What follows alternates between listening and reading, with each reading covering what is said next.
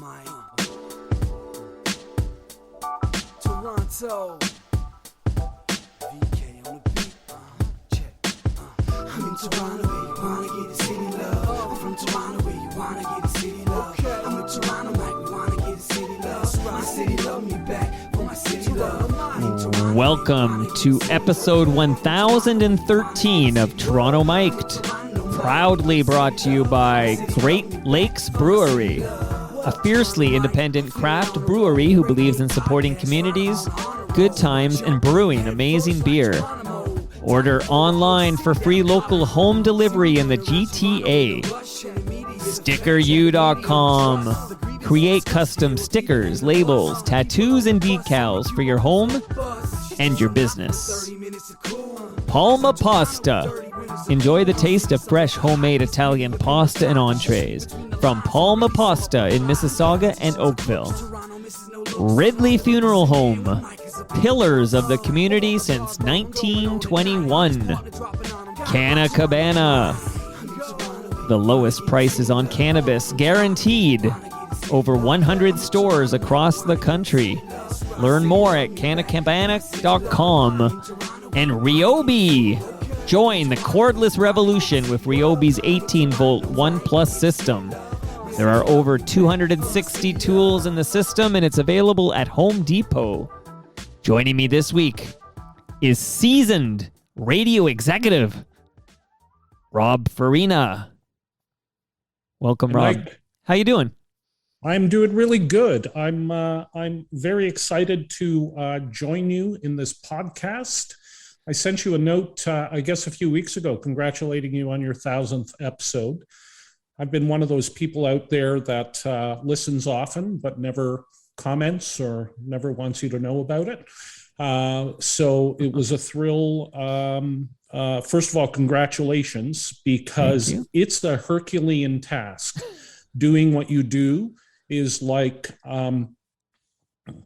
I've worked a lot in developing artists, and we used to say whenever we'd get a singer-songwriter, when I worked at a company I started in LA called Black Box, we always said it was like pushing a boulder up a hill, and that's exactly what you've been doing.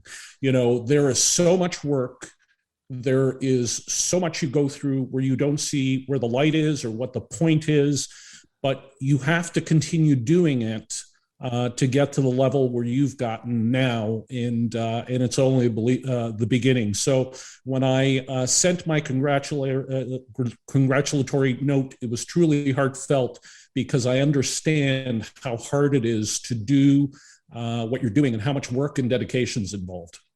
Well, those are kind words, and I appreciate it. And yeah, I had no idea you were out there listening. Of course, I know who you are, and it's like, oh, Rob Farina's listening, but it was news to me. It's interesting to me that, like, I've been doing what I've been doing for a decade now, and, you know, every episode I treat it like it's the most important episode I'm going to record, and I do my homework, and I do my best, and I try to churn out the great content. But the mainstream media didn't notice, or at least didn't acknowledge I existed until I recorded episode 1000. It's just interesting to me what it takes to get attention. Like, I guess you'd call it earned media, but what does it take to get CBC calling and the Toronto Star calling? It took episode 1000, all 5 hours and 40 minutes of it, for people to say, hey, can we talk?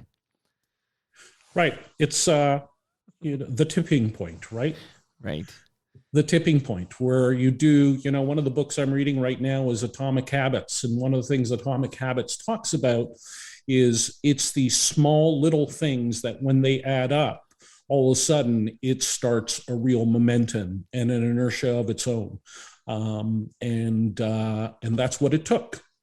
Well, better late than never, and I do appreciate the earned media, just because awareness is everything. I don't have Bell Media or Rogers or any of these big conglomerates behind me helping to promote, so I'm just a guy in his basement. But honestly, it's a pleasure to speak with you. And in my intro, I called you a seasoned radio executive, and that's because I stole that descriptor from a Bell Media press release that came out in 2016. And the headline of this Bell Media press release was Bell Media calls on seasoned radio executive Rob Farina to help launch iHeartRadio in Canada. So I thought I'd borrow that phrase. I'll take it. Take it.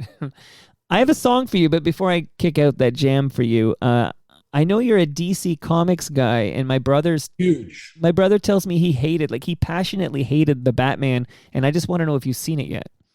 I've seen it twice. You didn't hate it. And I passionately loved it. Okay. See, I have not seen it, but tell me what I can look forward to. No spoilers, but this is something you enjoyed, so maybe I'll enjoy it too. Here's what I enjoyed about it. It brought Batman back to his roots as a detective. It reminded me a lot of Chinatown, classic film Chinatown, in terms of the narrative and the way the story unfolds. I thought each character was incredibly well developed, and the performances were really good. And I'm really excited to see what they do with this incarnation in the back of the Batman if they indeed do another one. You know, I'm such a DC Comics freak, and I have been as long as I could remember, that the DC Comics and the entire canon are kind of like religion for me. So I have unrealistic expectations every time I'm going into a DC movie. Right. And clearly they haven't been met because there's been some real clunkers there.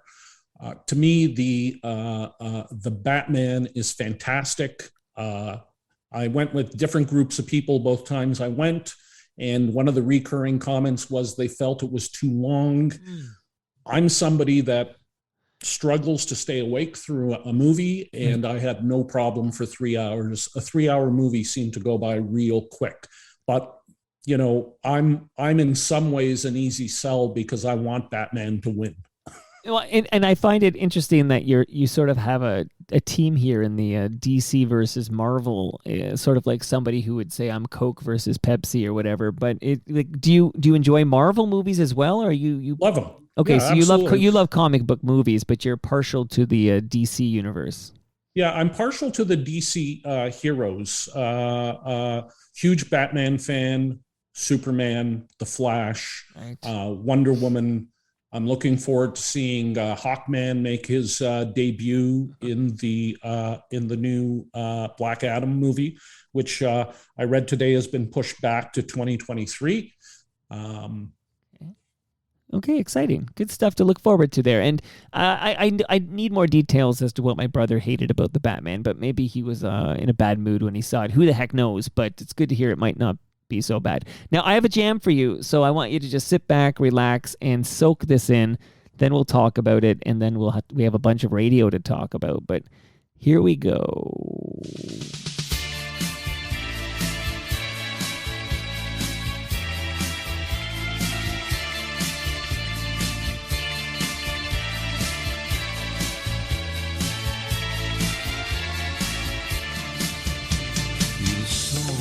Scende giù sulla pianina in cielo.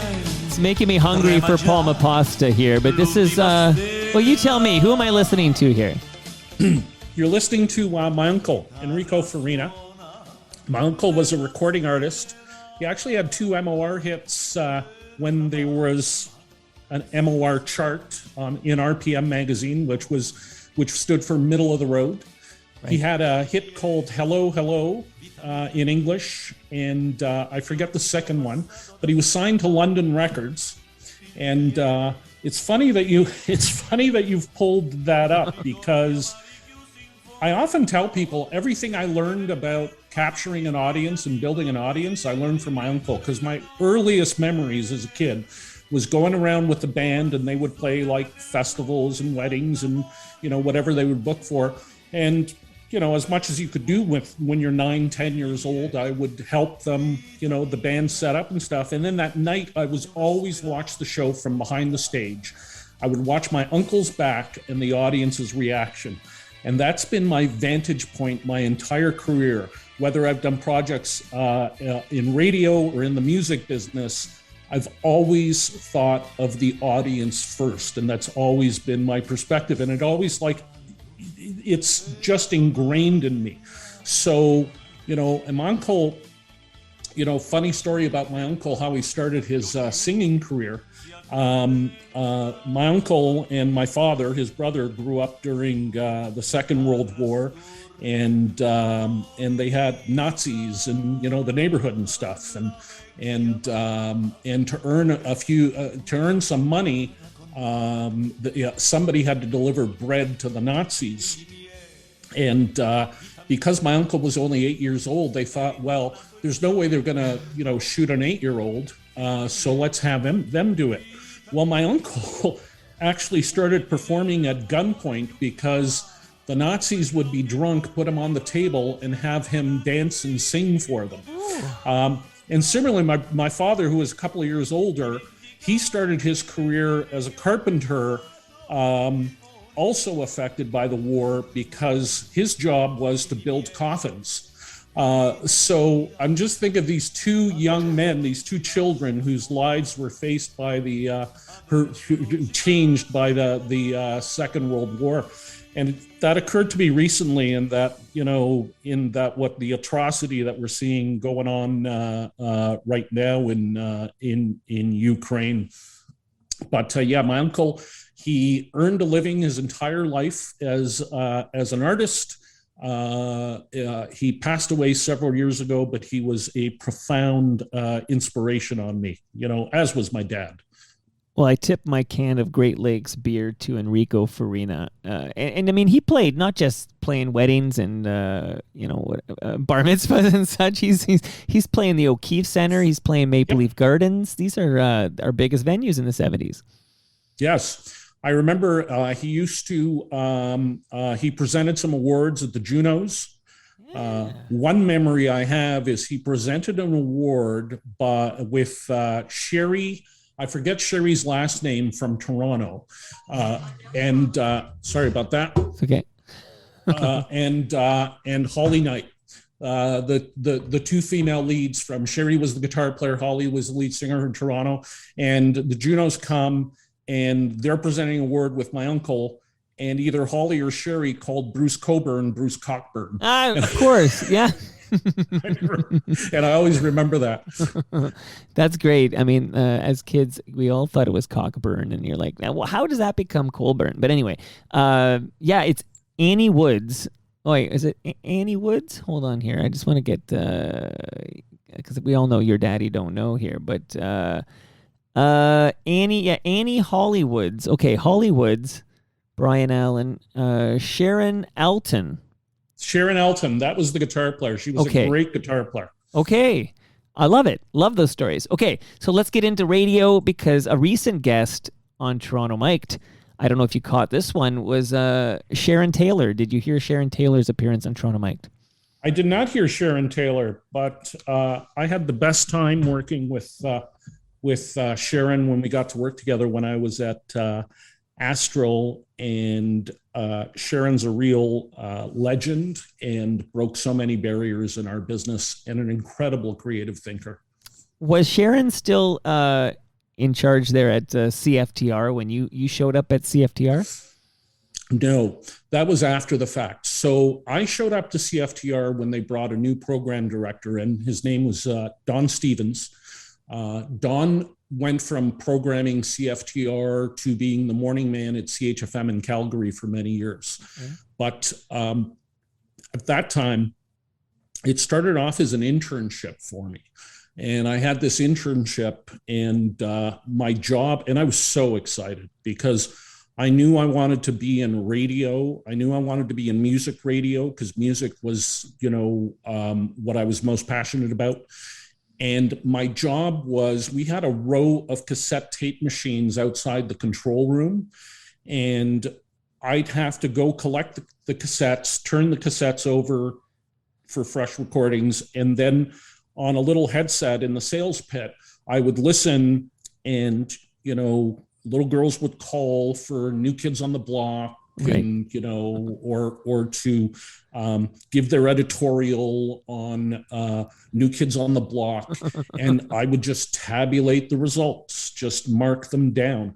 And it was definitely, I landed at CFTR right in the middle of New Kids on the Block mania. That's okay. So that's Hangin' Tough, the first big New Kids on the Block album. And Yes.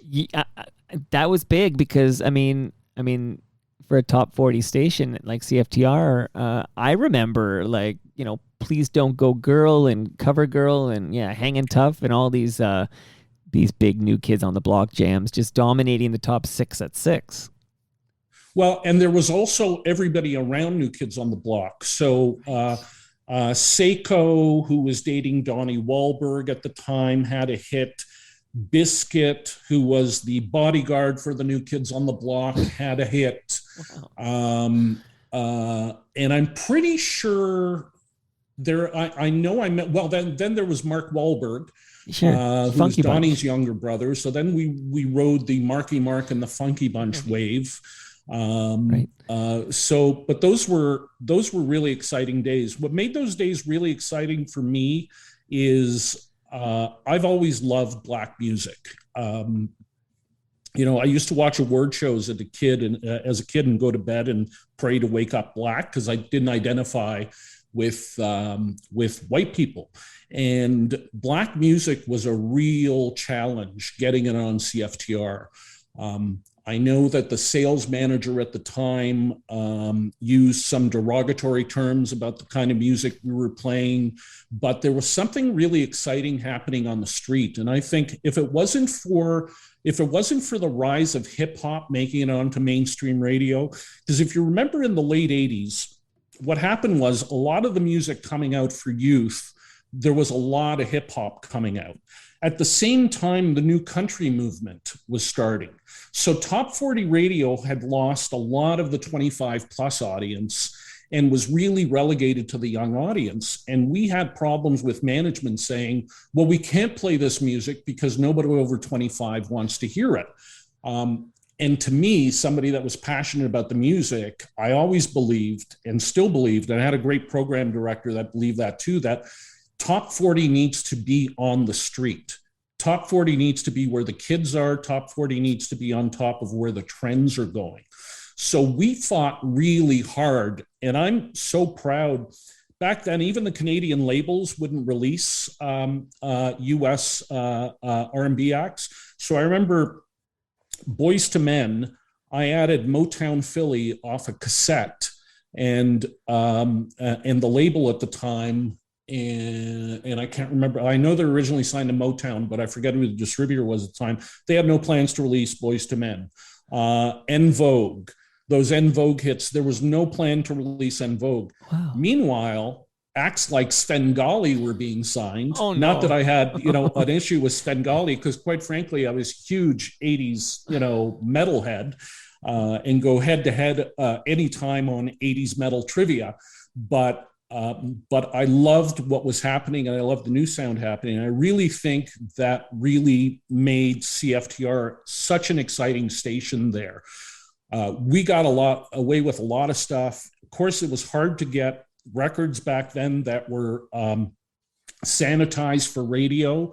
So I remember putting on playlisting Naughty by Nature album cuts in the evening show with like the most obscene language you could imagine. And I remember driving home one night, and because I played Naughty by Nature, Thanks for Sleepwalking, because I thought it was such a great jam. And I remember driving home and listening to it, and I thought, oh, I'm getting fired tomorrow. Tomorrow there's going to be complaints. And in all that time, not one complaint. Okay, so much there. Just so we have a time frame of when you're at 680 CFTR. What's your years of service there? So I was there 87, 88, and I was there to turn the lights off. Right. So by the time they were ready to launch 680 News, which I believe was 1993, I had already, Sandy Sanderson, who was the general manager and one of the greatest people I've ever worked for. Sandy took me in about a year before the decision to change, to talk to me confidentially about it, and I never told a soul about that. And the day everything was supposed to happen, it was incumbent on me to gather all the announced staff and get everybody into a boardroom meeting. And I remember Jesse and Gene Velitis in particular. I remember Gene going, "What's the meeting about, Rob?" And I'm like, "I don't know, Gene." He's like, "You're full of shit. I know you know what the meeting's about. What's the meeting about?" I said, "Gene, I can't say anything." Right? He was like, I remember that. I remember that being a real, awful day, because that station was, this is going to sound ridiculous, but when you're a program director, you kind of treat the radio stations you're the steward of like a child. And it felt like your child was being taken away from that. So I was at CFTR until the very end, when they flipped the switch. They started with a 500 song countdown, which really pissed me off because I didn't put it together and it wasn't reflective of Toronto, and I hated it. And at the end of that, 680 News made its debut. And is the last song "We Built This City"? Is that the final song before? Yeah, I believe that's the final song they picked. The final song I really preferred. Mm-hmm. I was there when Tom Rivers did his final show on Afternoon Drive. Tom was such a big figure and such a great guy. And I remember on Tom's last show, he wanted to pick the song, and we thought, oh, fuck, what's he going to pick? Because we were so focused on being focused on the youth audience and not breaking format and stuff. We thought, well, Tom's going to pick a Clarence Clearwater revival song or something. He played Madonna, This Used to Be My Playground. And I thought, holy fuck, what a great song. Wow. I was going to ask you about Shotgun Tom Rivers there. A recent episode of Toronto Mic'd featured Mike Cooper. Yeah. I don't know if you caught that one, except he was telling some Tom Rivers stories at slugging Tom at a Christmas party or something, like just punching him in the nose, basically.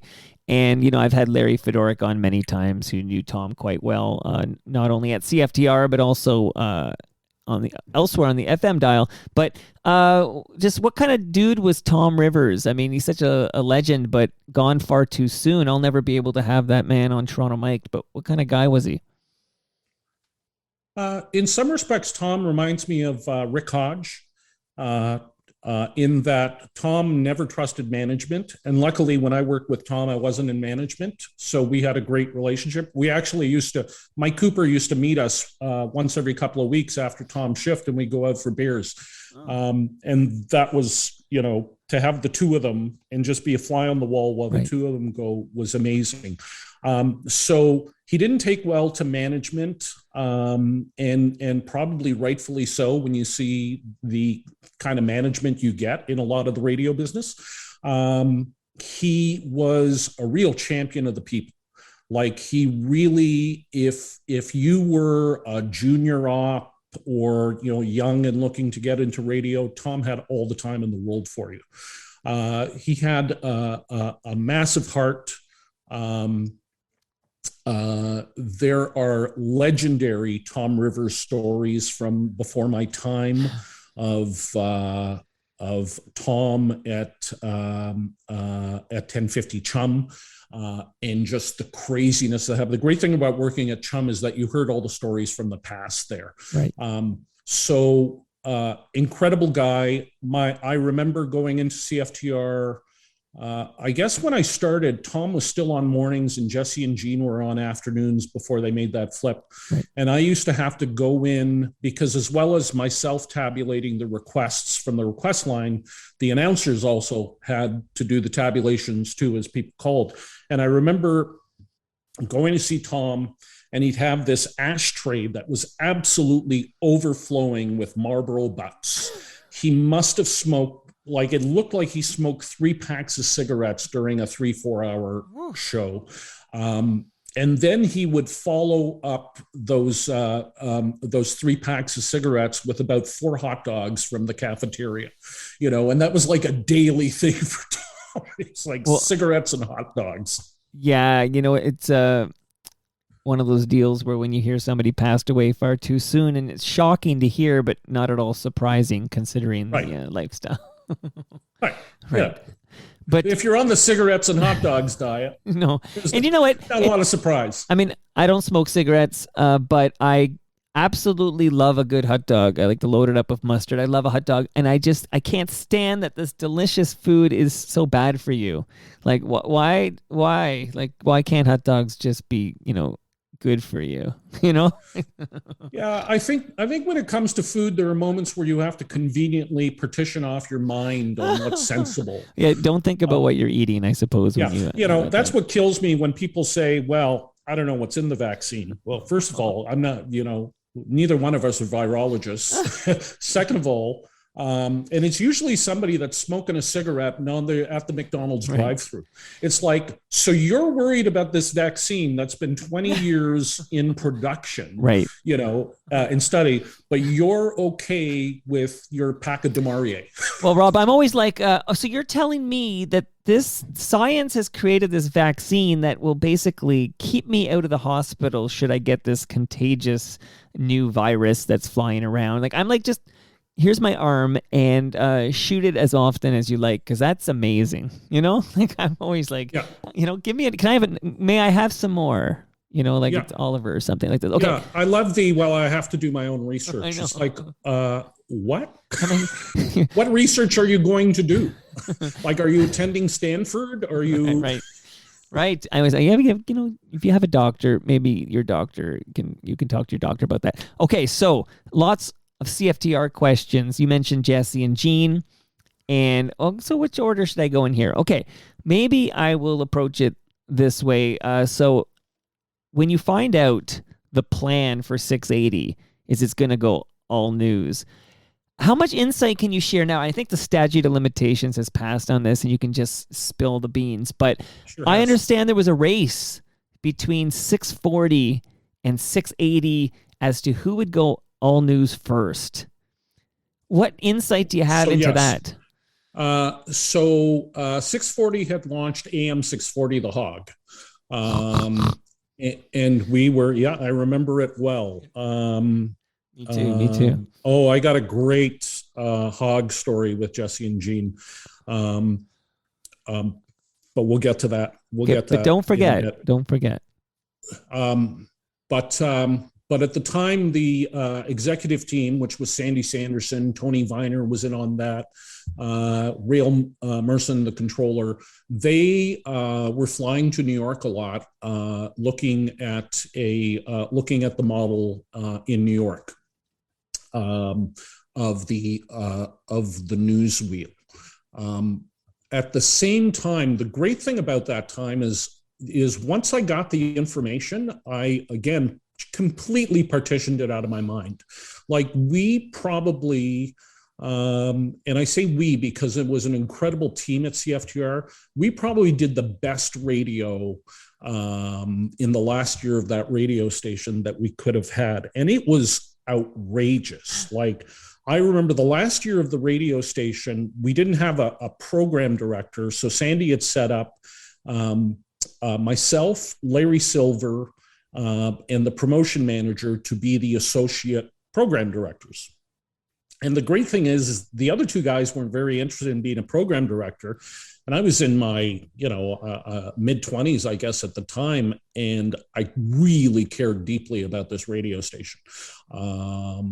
And I remember back then that every morning I'd get into the office and there'd be a phone call from somebody and be like, yeah, I'm calling about details on my trip. And I'd be like, oh, what trip is that? He's like, well, I won spring training in Florida for a week on Jesse and Gene this morning. And I'm thinking, we're not giving away any spring training tickets to Florida. I remember one morning, I don't think I've ever been as angered and amused simultaneously ever in my life. But we had rolled out the red carpet to get the presents for the Bon Jovi I think it was the Keep the Faith tour, but I can't even remember. But it was near the final days of CFTR. So we ended up getting the presents for 2 nights at Maple Leaf Gardens, and it was a big deal. We did massive promotions. So the day after the second show, I'm driving into work, and phone rings, and it's the sweet little girl. And she picks up, and Jesse goes, 680 CFTR. And she says, did I win? Did I win? And he says, did you win what, honey? Because did I win the Bon Jovi tickets? Now, keep in mind, the show just is over. Right. They've gone. Okay. Like Bon Jovi's out of Toronto now. Right. And Jesse proceeds with, what's your name? She says, Jessica. He goes, Jessica, you not only won Bon Jovi tickets. She's like, oh my God. But you also won a leather Bon Jovi. Oh my God. And Jessica, you were going to go backstage and oh my God. He goes, but Jessica, there's only one problem. The show was yesterday, you stupid moron. Horrible. And I'm not doing the bit justice. Right. Anyhow. Jessica got in touch with me that day, and we made her happy. Okay. I think we actually might have flown her somewhere to see Bon Jovi because we were so pissed off. Wow. But I remember it was like this constant, like I remember one day, and this is while Don Stevens was still the PD, Jesse and Gene ran a bit on, can you park a bicycle in the crack of someone's ass and will it stand up? So a listener decided to volunteer for their ass to be the test subject to see if the bicycle would stand up in an ass crack, which was all well and good. I can't tell you to this day if the bike stood or not, but what happened was the guy was a teacher.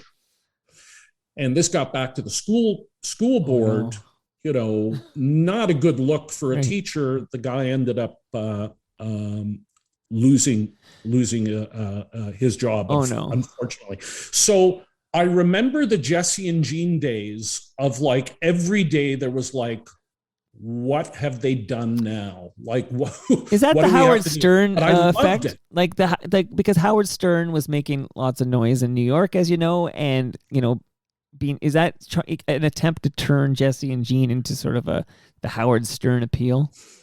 No, I would. I'm a huge Howard Stern fan. What Jesse Dillon brought to the table was just as brilliant, but very unique from Howard. I don't think to this day I've ever worked with anybody whose brain works as fast as Jesse Dillon. He is hysterically funny, incredibly bent. You know, I'm gonna give you my AM 640 story. Oh, sure, yeah, unfortunately. I don't even know, like, is Adrian Bell still around? Do you remember the name Adrian Bell? Yeah, I do. Yeah. So Adrian, you know, great guy. So definitely no slight against Adrian. But during the last year of the radio station, again, we're centered around the last year before 680 flipped to news. They had fired the morning show on AM 640. And I guess they were thinking, listen, the writing's on the wall here. The city can't sustain 2 top 40 stations. Advertisers don't want to advertise on a station that's playing a lot of hip hop and R&B music because we definitely got backlash for playing black music back then. And they decided to move Adrian Bell from overnights to the morning show. And one thing you got to know with Jesse and Gene, that every time they were on the air, and that's every announcer at CFTR, we always had the giant reels to reels running on record. And when we were in songs, the announcers were all on the phones. They were mining for gold on the phones.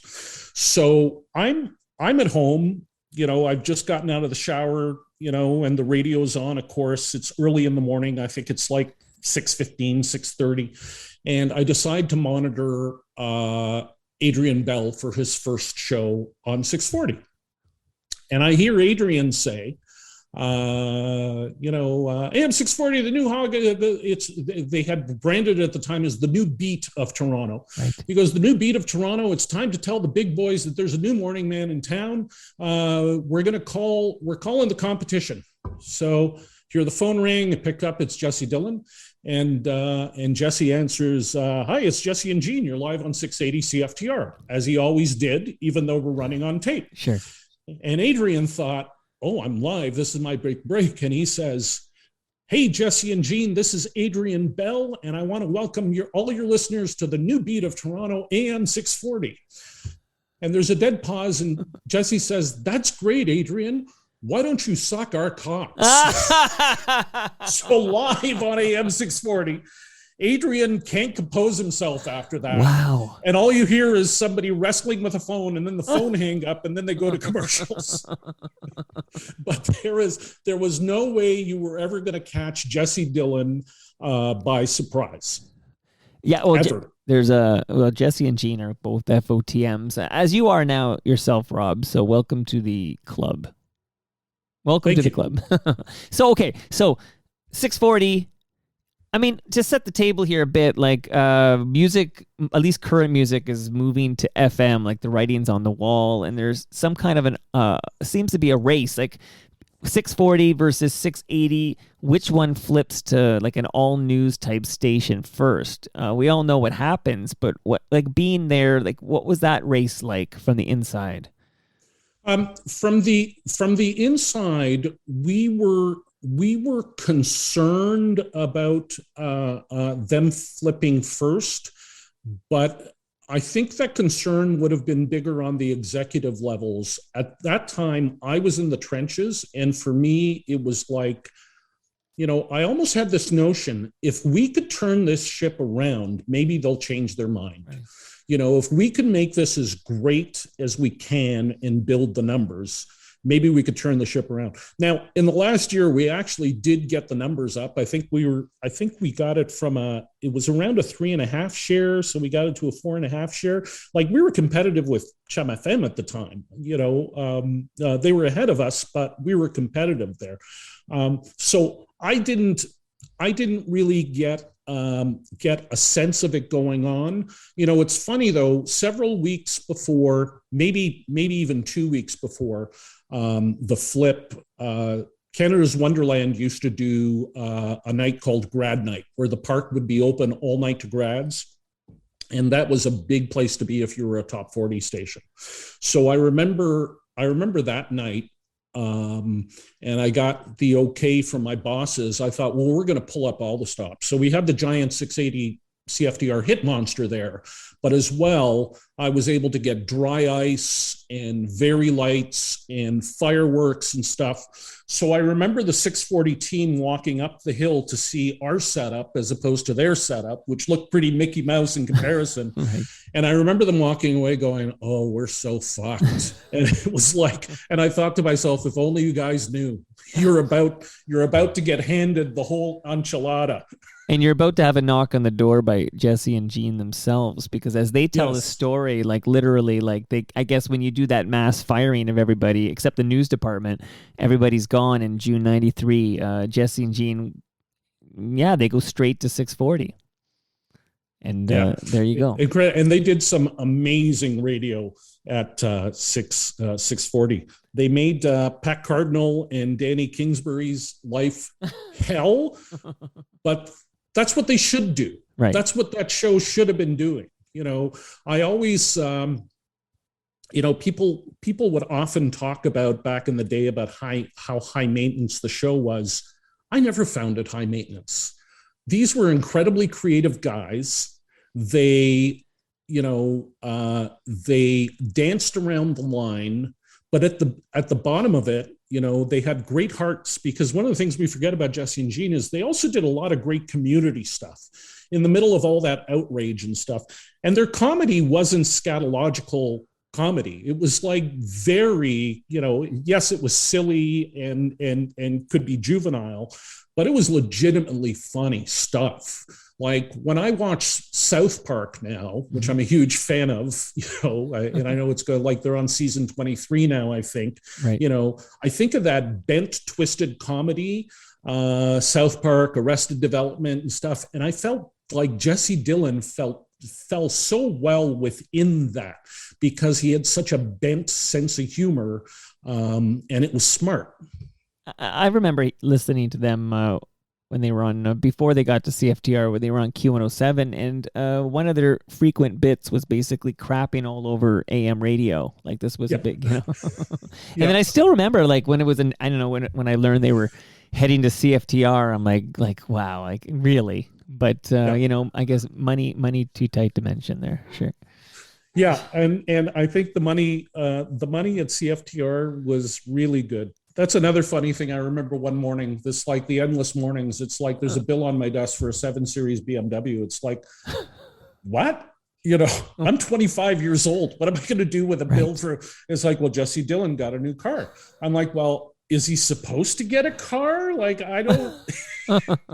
What do I do here exactly? Wow, but they delivered the goods. Now, hey, I got a little mop up here at CFTR before I realized I could do 2 hours with you on CFTR, but apparently your career extends beyond CFTR. So let me just point out an observation, I suppose, that no woman DJs on CFTR, right? Like, I mean, you had Evelyn Macco in the newsroom.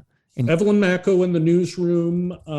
We had Tom had, and I'm blanking on her name.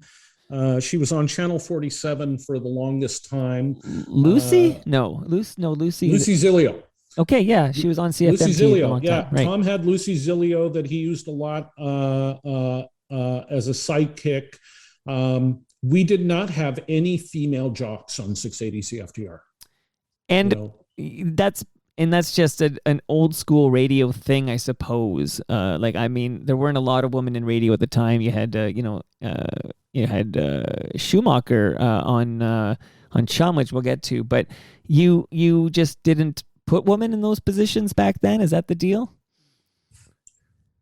I think I remember back then that there was a research study that got repeated to me. So I didn't see the study, but it's, the powers that be at the time would say that it was a real challenge for women to listen to women on the radio.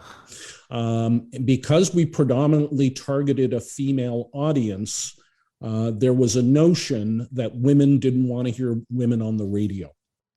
Now, thankfully, that's been proved wrong, right. In a variety of incarnations. But it's funny. I think of that. I think back then, and I think we didn't have any women on the air. We didn't have any people of color on the air either. Right.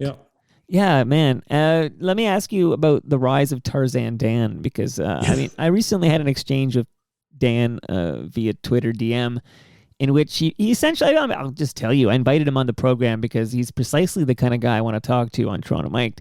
And he felt that being on Toronto Mic'd would be narcissistic, was his word. So I think that means you're being narcissistic right now, I suppose, Rob. Right. So, yeah, that's probably the most ironic thing I've heard today from Tarzan Dan.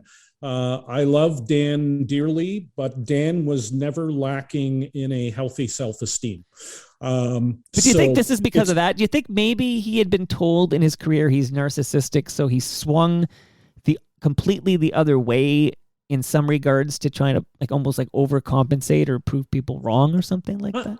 I don't know. Like, I would tell Dan that he doesn't have to swing anyway. Tarzan does swing, right? So that's the idea. But sorry. Dan was the hardest working top 40 jock. I was able to actually op his show a few times, and it was like hanging on to dear life because of how much stuff was going on that show and how hard he worked. Right. So Dan, with both reels to reels going, and every time the mic turned on, it felt like the Maxell commercial where your hair just blows back. Right. He'd come barreling through, and he really made top 40 magic. And he was exactly what CFTR needed. He was a real catalyst for 680 CFTR. And one of my, I have a lot of great memories of Dan. He was such a great guy to work with, and a good laugh, great guy. One of my memories of Dan was, again, we're up at Canada's Wonderland. It's the middle of a summer day. We're hosting a show at Kingswood Music Theatre that night. It's probably like Crisscross in Snap, or, and Dan is standing in the middle of a crowd inside the main gates, and he's surrounded by 5,000 kids, and he's just furiously writing autographs. Wow. He was loved, and rightfully so.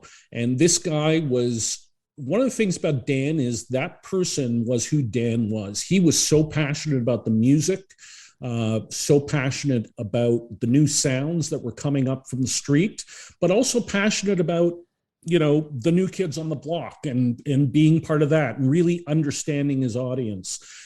So Dan was really a force of nature.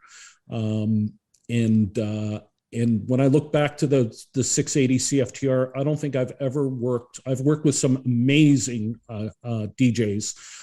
The face of top 40's changed considerably, but I've never worked with somebody that could do what Tarzan Dan did. So of all those people you let go in June 1993, and I might need some more detail on exactly how that went down, but of all the people, there's only one left who's actually still on the air in this market. You want to guess who it is?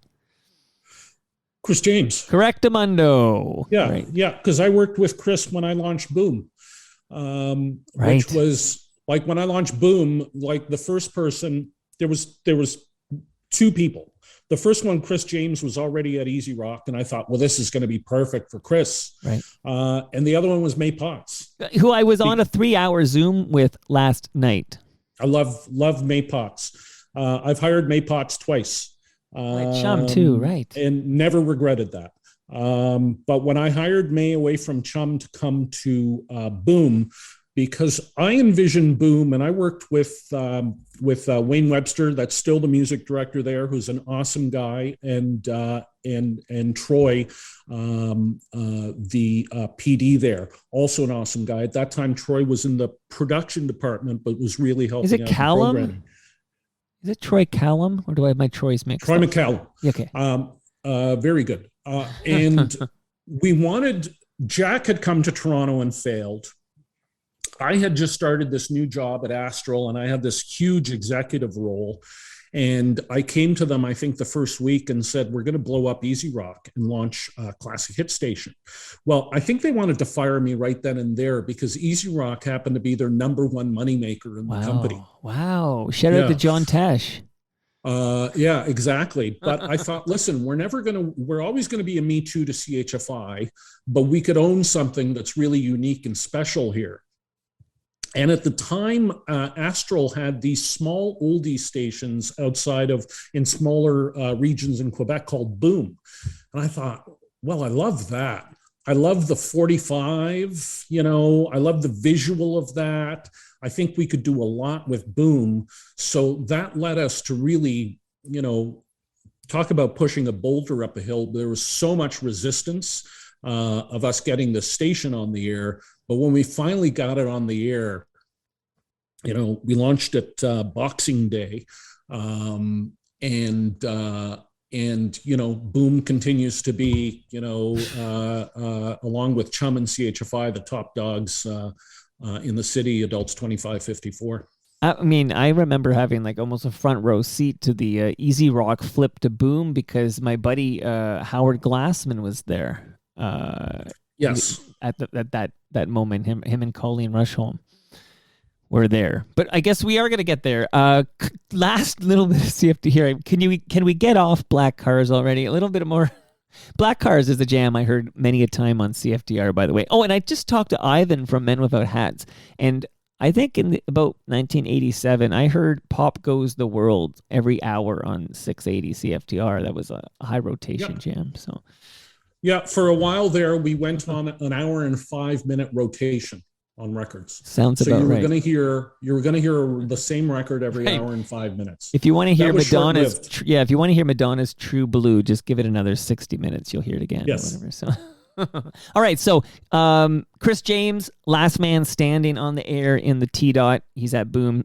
And Kat Spencer, by the way, is in Montreal, and Tarzan Dan is on the air in Calgary. But before we leave CFTR with the specifics of how it all went down, I just wondered if you could say a few words about Gary Bell, because his career He's no longer with us, gone far too soon, but what a strange career pivot for a guy that I don't think many people remember. He was a top 40 radio DJ at some point. Yeah, I remember. I remember Gary was on overnights. I remember. It's funny. As soon as I haven't heard his name in years, but as soon as he said his name, the image of him kind of walking into the music library with his toque on. He always had his toque on. Didn't matter if it was January or June. Gary had that toque on. Great guy, great journeyman announcer.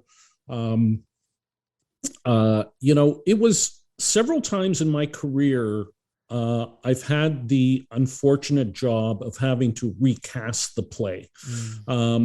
As society changes, culture changes, tastes change, you also sometimes have to make tough decisions on some of the people that are on the air. And there's a lot of those that have happened when the play needs to be recast, for lack of a better term. I know you talked to Lee Eckley. Lee Eckley, one of my favorite, one of the most talented announcers you could ever work with, and also an awesome guy. But I remember having to have the meeting with Lee Eckley. I remember having to have the meeting with Rick Hodge. It's like they're not fun meetings to have. So I remember Gary near the end of CFTR when they made the move to move him off of overnights. But other than that, I haven't heard Gary's name in quite a long time, and may he rest in peace. Right. Like if you only knew Gary as like, I don't know, I want to say like aliens, conspiracy theorist, kind of UFO guy, like the spaceman. Like if you only knew that Gary Bell, like from AM radio, where was he? 640, I suppose, for a long time at the end. But nobody like connecting that guy is this guy who was a top 40 radio DJ at CFTR. Yep. That's a difficult. One last thing about Chris James too. What's your professional thought as a seasoned radio executive on the fact that he changed his moniker to KJ when forever in this market we knew him as Chris James? Do you have any thoughts on that? I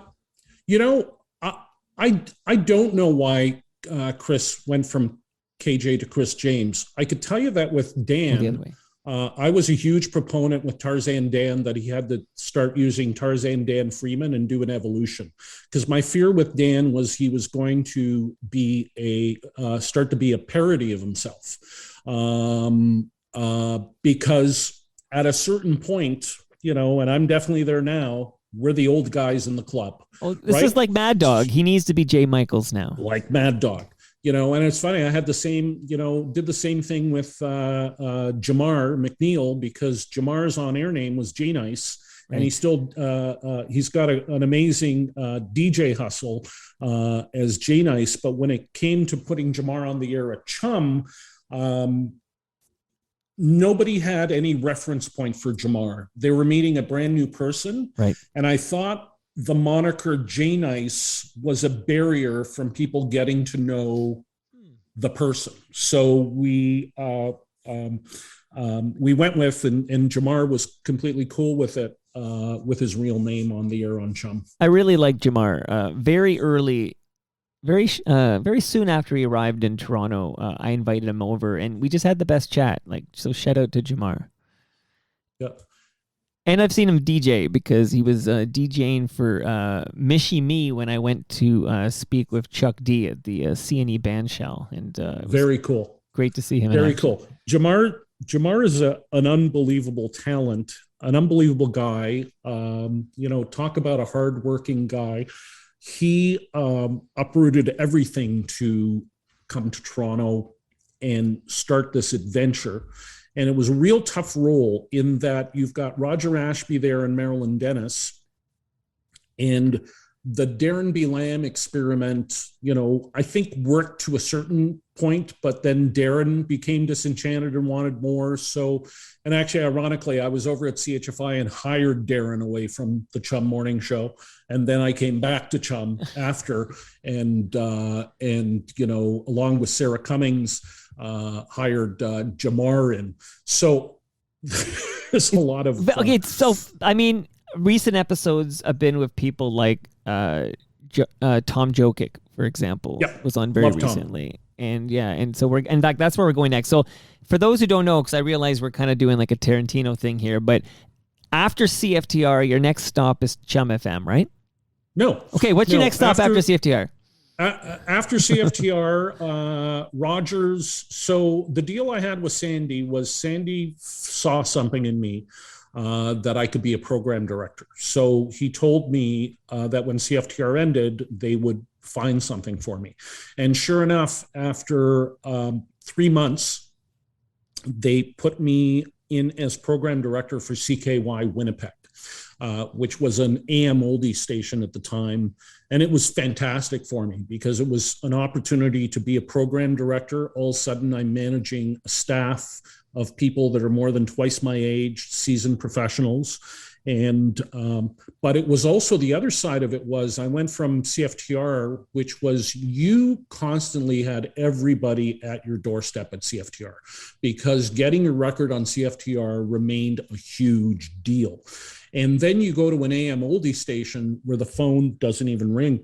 And I remember clearly I had become friends with Alanis Morissette back then. And I remember Alanis called me to congratulate me on the job. And I never called her back because I felt like such a loser that I was in Winnipeg doing oldies that I never called her back. And of course, didn't see her till years later, and she was on the Jagged Little Pill roller coaster. Well, when she added her last name back there, speaking of names, but that was another jam I associate with 680 CFTR was Too Hot. Alanis is Too Hot. Always too hot, never too cold. Take your best shot. Too hot to hold. Yes. So shout out to Alanis, not Alanis Morissette, but the OG Alanis. The OG Alanis. So you're in. How long you in Winnipeg for? So Winnipeg was a year and a half. So I went to Winnipeg because Rogers were buying the Moffat stations, and they wanted a Rogers person out there. So I went there for a year and a half. And then about a year and a half into the job, they offered me to move to Ottawa to take over the country station. They had a country station called CKBY, and CKBY, while the new wave onslaught had come and gone, CKBY was still playing a lot of really traditional country. It was underperforming and stuff. So Rogers moved me to CKBY, and we had a great, we relaunched it as Young Country Y105, actually took the station #1 in a white collar town, which I don't think has happened since. Wow. But around that time, I was in the process of, I'd hid the fact that I was gay. I couldn't deal with it. So I threw myself into work and stuff. And then I realized that when it was time for me to, that I couldn't hide this anymore, I had to be who I was. I felt I was going to be a real disservice to a country music station coming out as a gay program director. In hindsight, it probably wouldn't have been that bad, but it felt that bad at the time. And at that time, Chum had come to offer me the role as operations manager for their 2 stations in Ottawa. And I thought, well, maybe this is the way to make a clean break. I could start living a more honest life. So I did that. And it's that leap to Chum in Ottawa that a couple of years into taking that job led to them hiring me as the program director for Chum FM. Firstly, good for you. Like, how did it feel when you could, be your true self and not try to hide that aspect of your life? Like, how did that feel?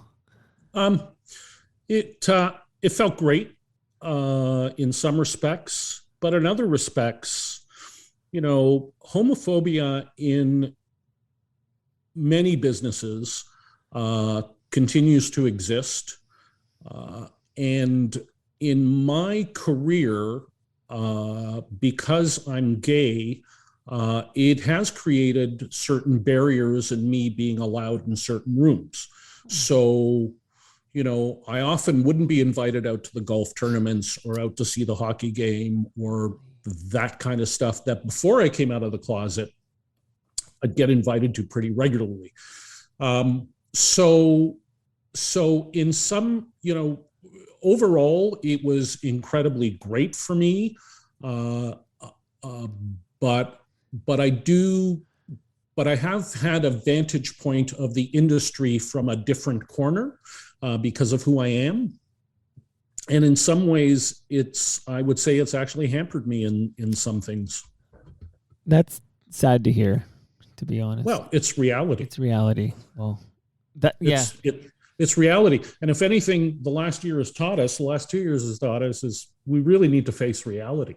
When we talk about unconscious bias with racism, there's also unconscious bias with women in the workplace. There's unconscious bias with gays and lesbians in the workplace. Yeah. Wow. Yeah, and you have that perspective, and that's just still awful to hear. It might be real, and this is real talk, but still pretty shitty to hear that this exists. But okay, so you're now in the Chum family, and you can return to Toronto, and you're from Toronto, right? Oh yeah. I know you went to Humber College, so I figured he's got to be a Toronto guy. But you're at Chum FM, and it's funny because you mentioned Lee Eckley, who just visited me the other day, and I met him for the first. Although we've been I'd say we've been Twitter friends for a long time. It's the first time I met him. And he alluded to the PD that didn't like him and fired him, but he never named this PD. And it's funny, I DM'd him later and I said, that's Rob Farina, right? And he goes, yeah. And I said, just heads up, he's you're going to hear him on Toronto Mic'd on Friday. So what a small world we live in. It's funny, just the opposite. I love Lee. First of all, I love Lee as a person. He's a great guy. Right. But on the air, I thought he was an unbelievable talent. The problem again was we were moving Chum, because remember at the time, there wasn't a KISS 92.5. Chum FM was essentially, had grown from, the big chill station to the Spice Girls, Backstreet Boys, that kind of a feel. I mean, for all intents and purposes, a top 40 station. And as part of that, there's kind of a refresh you need to do to make sure you're ahead of the curve in terms of taste and personalities and whatever it is. And Lee, at the time, I didn't feel was a great fit for where the radio station was going. I heard you talking to Tom Jokic about the Rick Hodge story, and It's very similar to Rick, who's a tremendous talent, but was cast in a wrong role. I mean, essentially, Rick was coming in to do sports updates on a heavily female skewing station where there wasn't a lot of interest in sports. By this point, I had taken Theater of the Mind off the air. Sunday Funnies I had taken off the air. Never have I had more backlash from anything than taking Sunday Funnies off. I loved it. I loved it as a young man listening to the Sunday Funnies. Loved it. Yeah, it was great, but it didn't fit the mold of where we were taking the station and where we needed to be to continue to win. So I don't remember. I vaguely remember having to let Lee go, and all I remember about it is him being an absolute gentleman and a class act. But no, I always really liked Lee. I used to listen to Lee when he was on Q107.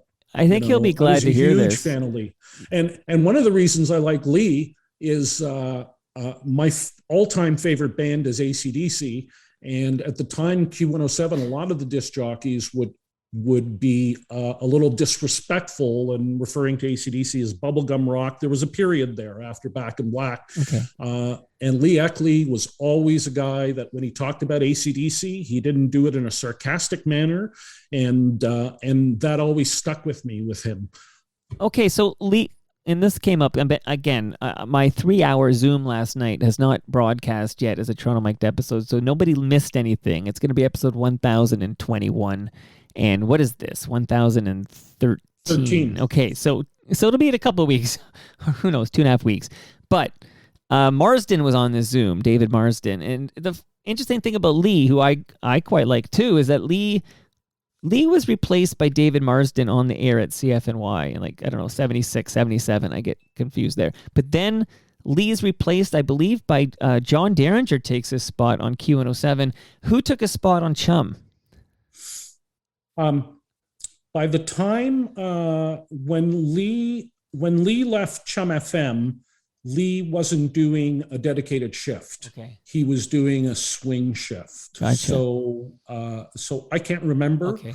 But it might have been around the time I brought May Potts in, I think. But that is a good trio. Like, if you can be replaced by Marsden, then Derringer, then May Potts, I feel like this is a great trio.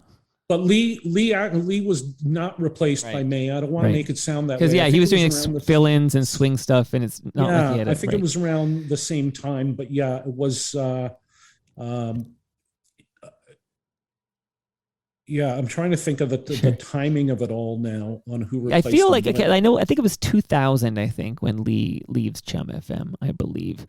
But while you're thinking about it, I just want to, because I know Lee Eckley's listening right now for sure. So hello to Lee.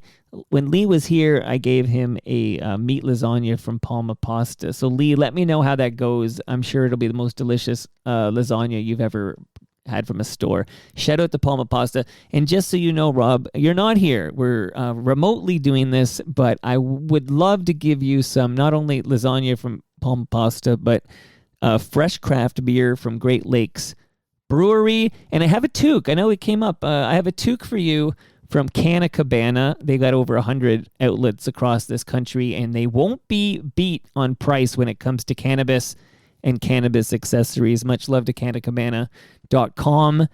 And while I'm giving you stuff, I have a Toronto Mic'd sticker for you from stickeru.com. And one day I hope to meet you, Rob, and bury you in these treasures. What I really need, Mike, is I'm in the middle of building a house right now. So your new sponsor, Ryobi, that has a beautiful suite of tools. You could pile those up next time we get together. Rob, you're good at this. If you're any good at hammering nails, maybe I'll have you bring that lasagna, those tools, the cannabis and the beer and the sticker out. Well, you gotta use, of course, when you're doing your work on the home, you gotta use the Ryobi 18-volt 1 Plus high capacity system. By the way, it's funny. Just this morning, I was on Humble and Fred's podcast, and I had this box, this power drill from Ryobi on the table, and Dan Duran saw it. There's a name for you. Dan Duran said, "Oh, Ryobi," and I said, "Dan, actually, they pronounce it Ryobi," and Dan says, "No, they don't." That was his answer. I'm like, right. I'm like, well, okay, I talked to Ryobi, and they assure me it's Ryobi, but Dan has decided it's really Ryobi, but it is Ryobi, and yeah, great new sponsor. Great products. Little tip, when you're buying your Ryobi tools, buy an extra battery. That way, when one's charging, my wife did that. Working. My wife did that. She's the handy one in this relationship, and she exactly did that. That's a great tip there. Okay, so I got to ask you about something that went down when you were at Chum FM here. So I understand, and you'll speak to this from the inside. Again, statute of limitations has expired. You have to deliver the real talk here. But CHFI, I believe they might have made a huge offer to Marilyn Dennis to leave Roger Ashby and replace Aaron Davis and Don Daynard over there at CHFI. So is that true? Was Marilyn Dennis being wooed by CHFI in 1999? So before any of that happened, they made a huge play for Roger Ashby. Okay. They made a huge play to hire Roger Ashby, which worked out really well for Roger. I bet. And then the I was there when they made the overture to Marilyn, but it never got real serious with CHFI in Maryland, because first of all, Marilyn is very loyal and was very dedicated to the show, and working at Chum was like working for the family. There was a feeling there that you were part of a family. So at that point, I don't think it ever got serious into an offer. But the thing you have to keep in mind, and I don't think Rogers had the assets it has now. Like, there was no City TV back then because that was under the Chum umbrella. Right. Marilyn was heavily tethered to Chum because of the television show. So she had this well-established radio show, which was going really well, and a well-established TV show that was just going really well. So to my knowledge, the CHFI offer was never really formalized. And I really don't think it ever happened behind Aaron's back. I think it was in the in-between phase. I think when Mad Dog and Billy were there. Right, and then speaking of Mike Cooper, she ends up at Easy Rock. We got this right. Yeah, Easy Rock with Mike Cooper, and then I guess Julie Adam realizes she made a huge mistake. Is that how the legend goes? Well, yeah. Listen, I would say I'm a huge fan of Julie Adam. Some of the, I have incredibly fond memories of my time working with Julie at Rogers, albeit not that it wasn't long. So I actually wouldn't say it was a mistake. I'd say that the thought that Julie put in and revitalizing CHFI and breathing new life into it and taking it in a new direction was good. Where it probably fell was on the execution of the actual morning show itself. So I think, listen, Julie would probably be the first one to tell you that, getting rid of Aaron at that time was a terrible mistake. But Julie didn't make that, Julie didn't own that decision on her own. There's always a lot of people in a room, when you're having consultants in and researchers on that. So that's all I'll say to that, only because, every once in a while it comes up. Right. And I actually tend to look at things of, maybe the timing was wrong. And maybe the focus is on everything we learned from the experiment, but calling it a mistake, I think is a mistake. Is a mistake. Rob, this is why you're the seasoned radio executive, and I'm just a guy in his basement. Because of course you're so right there. Seasoned. Yeah. That doesn't look. I got white hairs. I'm a seasoned podcaster now.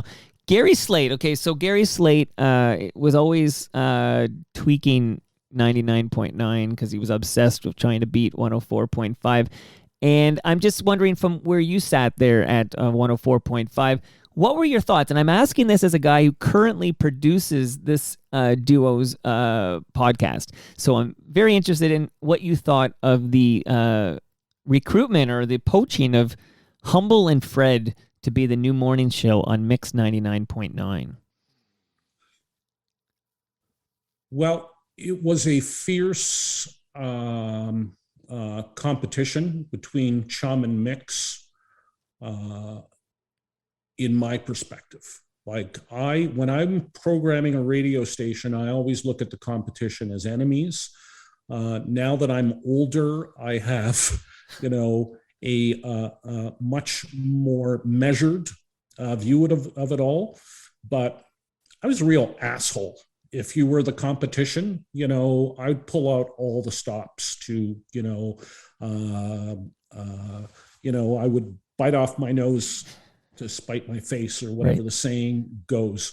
So when I heard the news of Humble and Fred being hired at Mix, both those guys are so talented and funny, and they really, it's really hard to keep a team together, but also a team that understands the language of each other and timing and how to play. And they're such well-defined characters.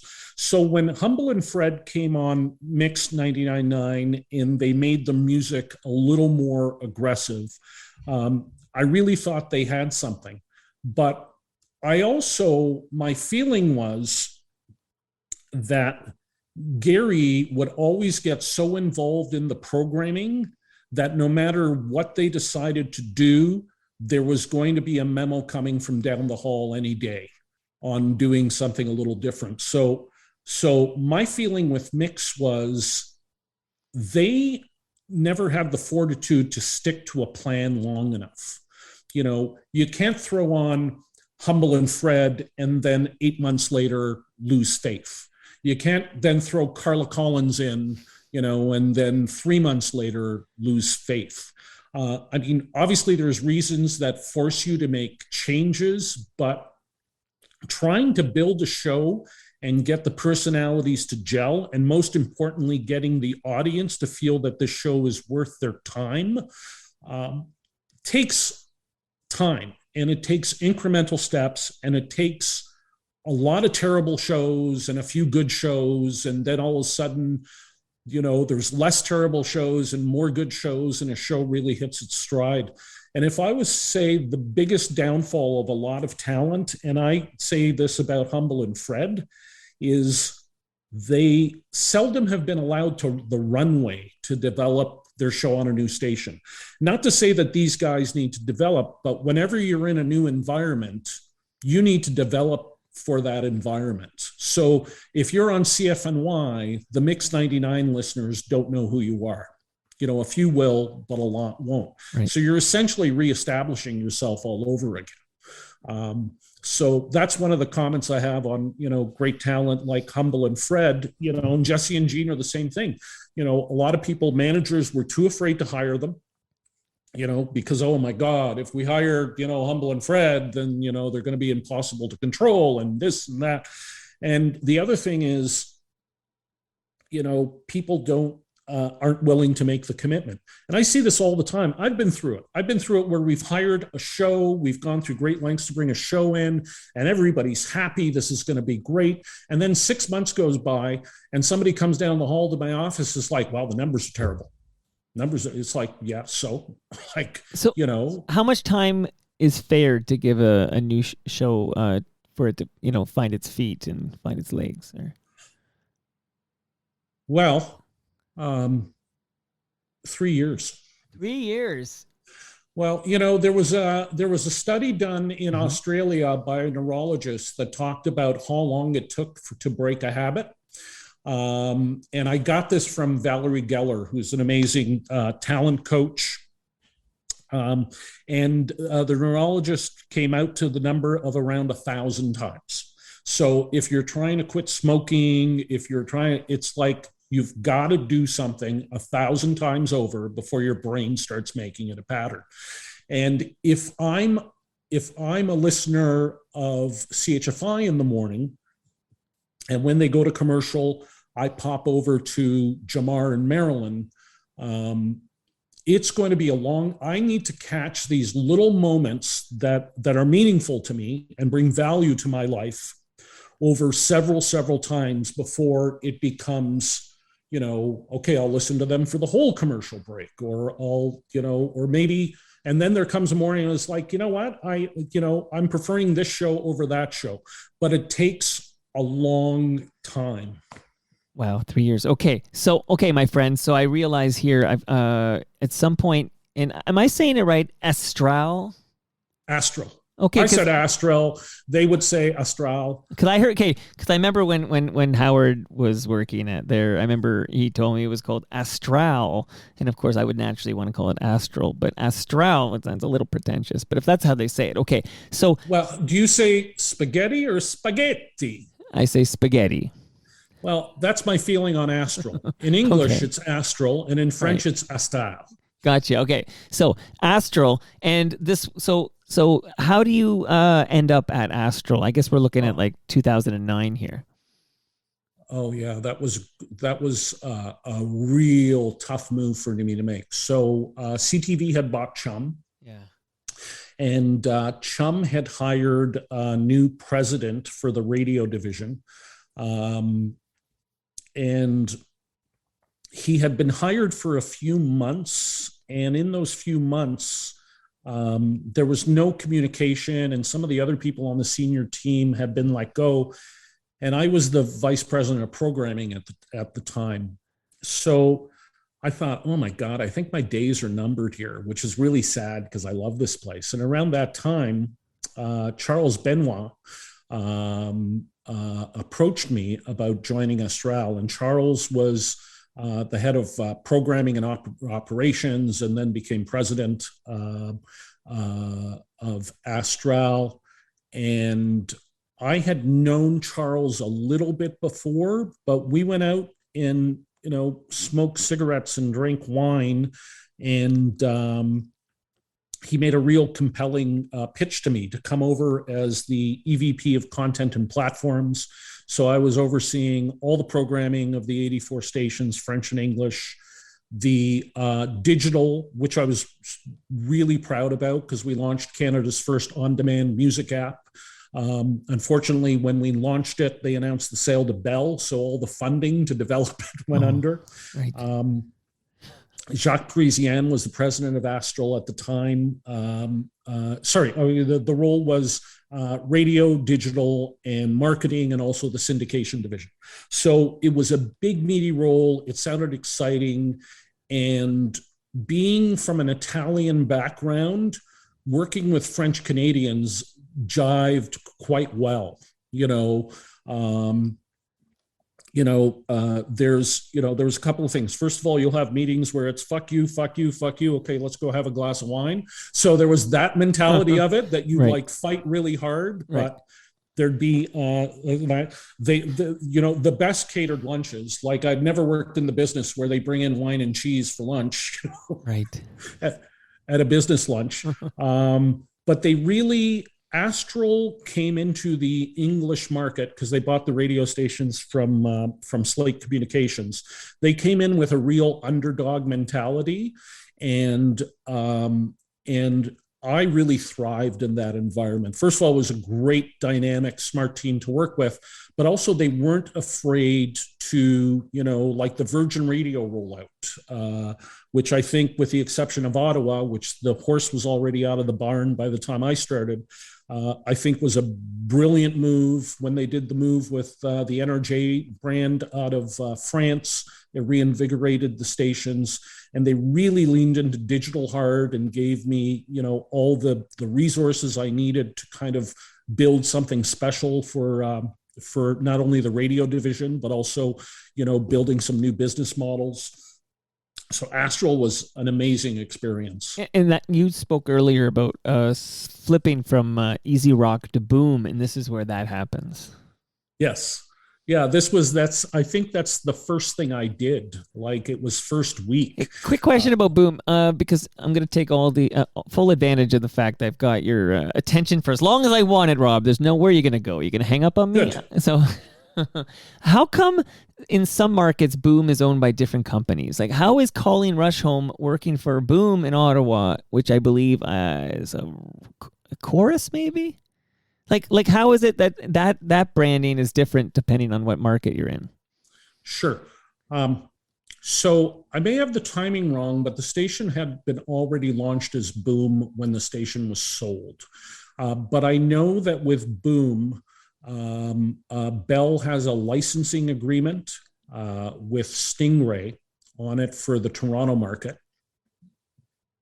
But Stingray owns Boom in the Toronto market. Right, but it used to be owned by Astral. Right. Okay. But when Bell looked at buying everything, the CRTC forced them to break things off. So they couldn't hang on to City TV.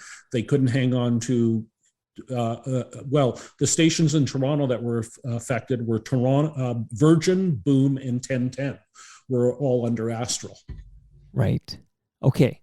So it's just a licensing thing, and maybe it's similar to the like we have now. Speaking of Stingray, I almost called them New Cap, but speaking of Stingray, they have Today Radio, which is owned by a different company out west, I suppose, or wherever the heck it is. But in so they license that branding essentially.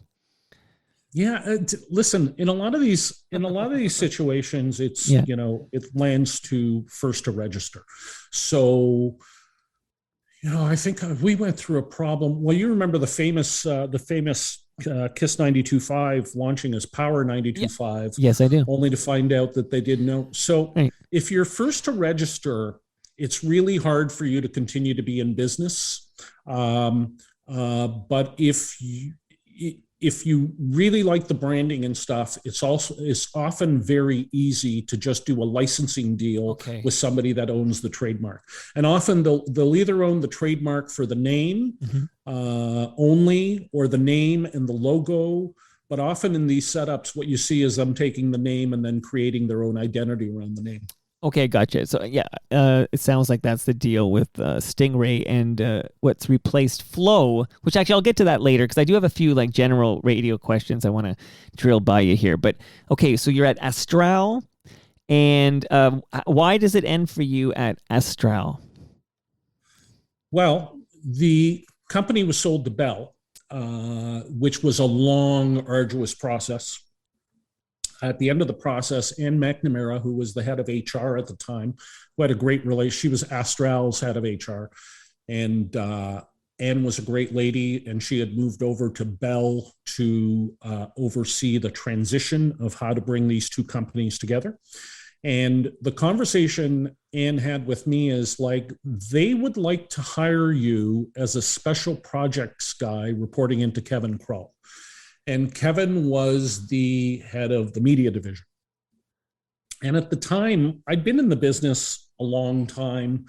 I felt like every project that got thrown at me, I was able to, do well with it. And the companies made money. I felt my years of having to prove myself, I wasn't up for it. And what really kind of layered that for me is I thought Kevin Krull was a dink.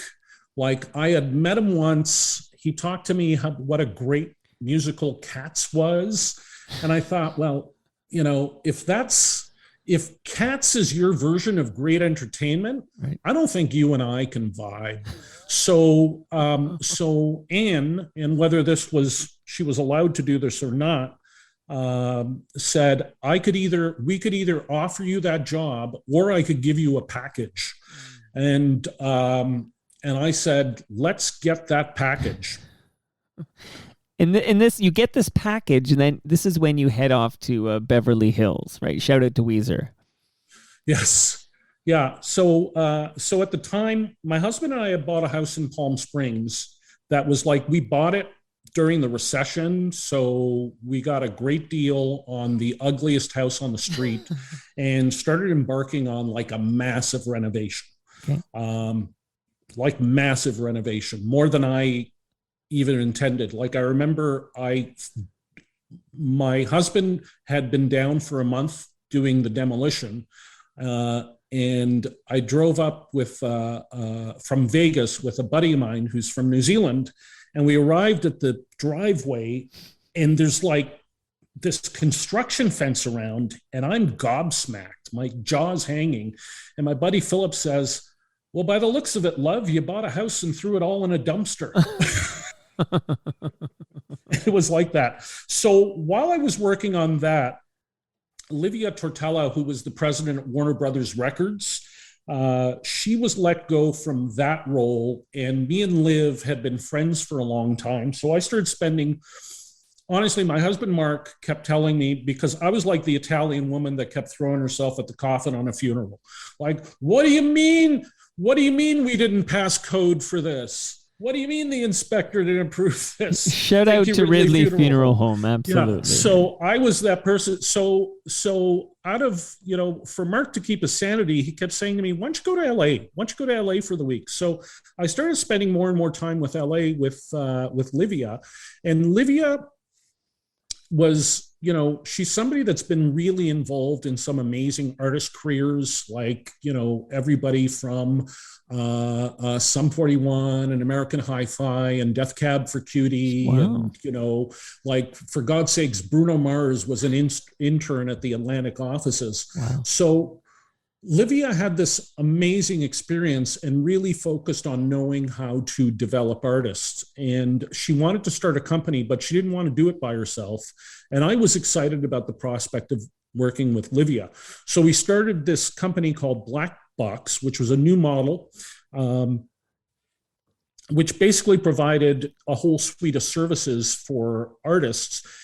In a nutshell, we would do what traditional labels used to invest in, but would no longer invest in anymore, because they were looking for a ready-made product, a story. So we would get an artist, and one of the ones I would highlight is Andra Day. Andra Day's album had been sitting on the shelf at Warner Brothers for 3 or 4 years. And when Andra came to us as a client, we'd get hired by the managers. When she came to us as a client, it was about, okay, what's the strategy we need to do to build enough of a story around Andra Day so that Warner Brothers goes, wait a minute, there's some smoke here, let's add some fire to it. So that was an incredible experience, Mike, because all of a sudden, from being from working in these huge, roles at media companies, I'm at, a club on the outskirts of town with 7 people in the audience and 8 people on stage, and figuring out how we're going to make rent for everybody. Okay, but so Rob, there's Black Box in Beverly Hills here, and then but you were seduced back to the dark side here, because you end up at Rogers as VP of content. Yeah, well, it started. Julie, I really missed media because as much as I love the artist space, there are way too many variables that happen. Like, some of which are in your control, most of which are completely not in your control. But Julie Adam called me, and Julie called me under the premise that she wanted to hire Black Box, me in particular, to kind of provide some digital intel and some programming oversight on a retainer, not a full-time job. And that conversation kind of snowballed into being a full-time job. All right, my friend. So you're not there particularly long, right? How long is this run at Rogers here? God, it wasn't long. It was a massive flame out for me career-wise. Now, I'm only going to ask you about this because you've already, been very public about this. But can you speak to the email that I suppose it leads to your dismissal? This email, but you write an email, and then I've read your piece. Let's talk. But can we hear it in your words? What happened there? Yeah, it's actually, it wasn't the email at all. Okay, tell me. Because for some reason I thought it was an email you wrote about Bell conspiring against Rogers or something. Okay, let's get the real talk here. So I remember, the first thing that has to be said is Rogers has a series of townhouses on Huntley Street. And I'm living in one of the Rogers townhouses. And I remember that time I was literally, it's funny. I wanted to do such a great job and was having such a great time at Rogers that it became everything to me. And I didn't have, my husband was still in LA because we had actually bought a house in Los Angeles. So he was in the process of renovating that to get it on the market and sell. And we were going to find a place in Toronto.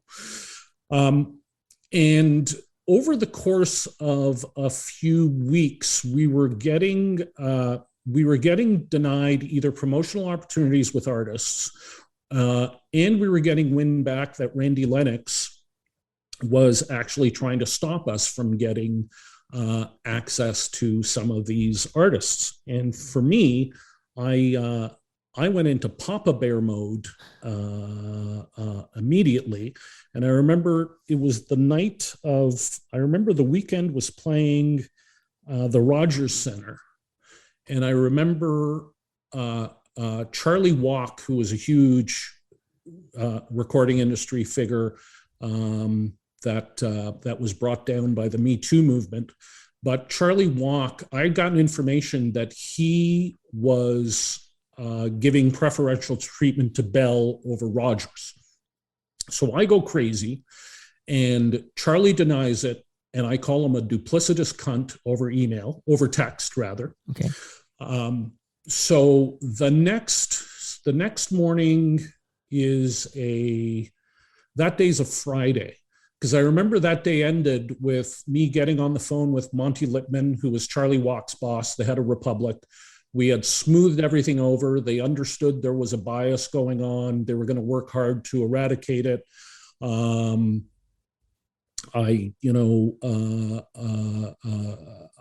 remember either Julie, Adam, or Rick Brace sent out an email to the entire senior team saying, "Yay, Rob, he stuck up for us," and rah, rah, zis, boom, bah. And then over the weekend, things started to unravel. So what happened was Charlie walked my text down to the legal team at Universal in New York. And one of the lawyers for Universal was good friends with Guy Lawrence, who was the president of Rogers at the time. And Guy Lawrence, who has not had any background on this, all he sees is an email from, one of his employees acting like a complete asshole, created a whole domino effect that ended in Rogers letting me go. What they didn't take into account is that I legitimately was going through a mental health issue at the time. But I think the momentum to get me out was so strong that there's nothing that could have been done. Like I would tell you, I have, it's the worst day of my life, the day it happened. And I remember Julie Adam coming into my office to have to deliver the news.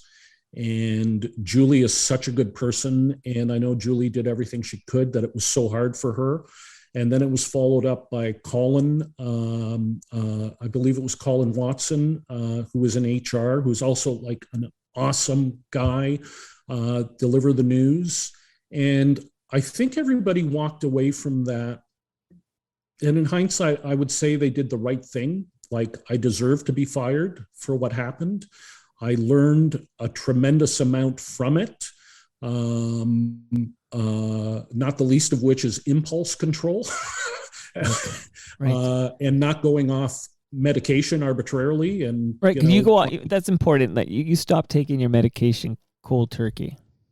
Yeah, I probably stopped taking, and and it's really weird, Mike, because it's the second time I had stopped taking it.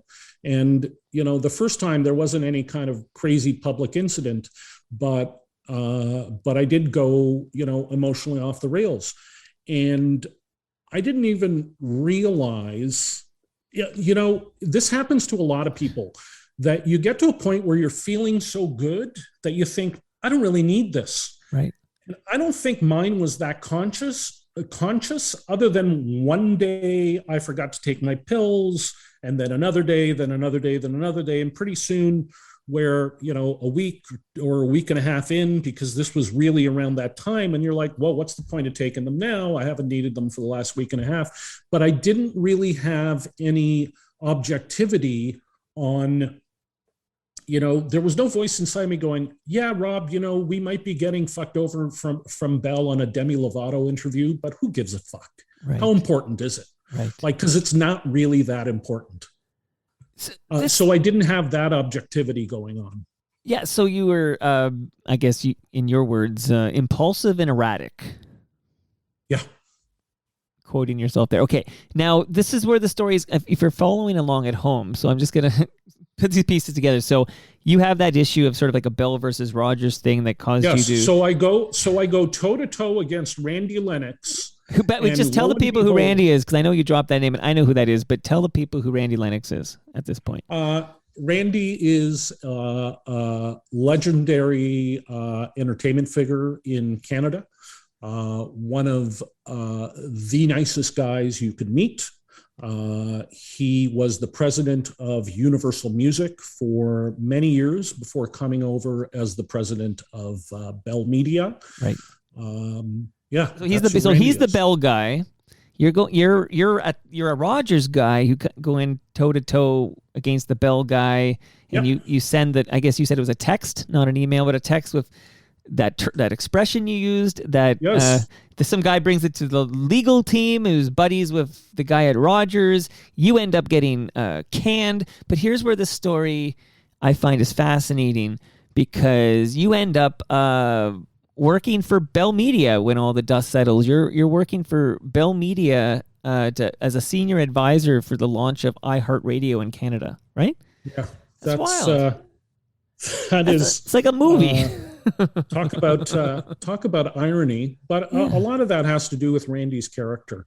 And Randy had known me for 20 years. Like, he knew I wasn't that guy. He knew something was off. He knew something wasn't right, but he knew enough to know that I wasn't that guy. And he also was in the business long enough to know that I could deliver. Right. Because at the end of the day, nobody will do you a favor if they don't think you could deliver. And I had some great people inside. David Corey, that was the program director at the time. I hired David out of Boston to become the program director.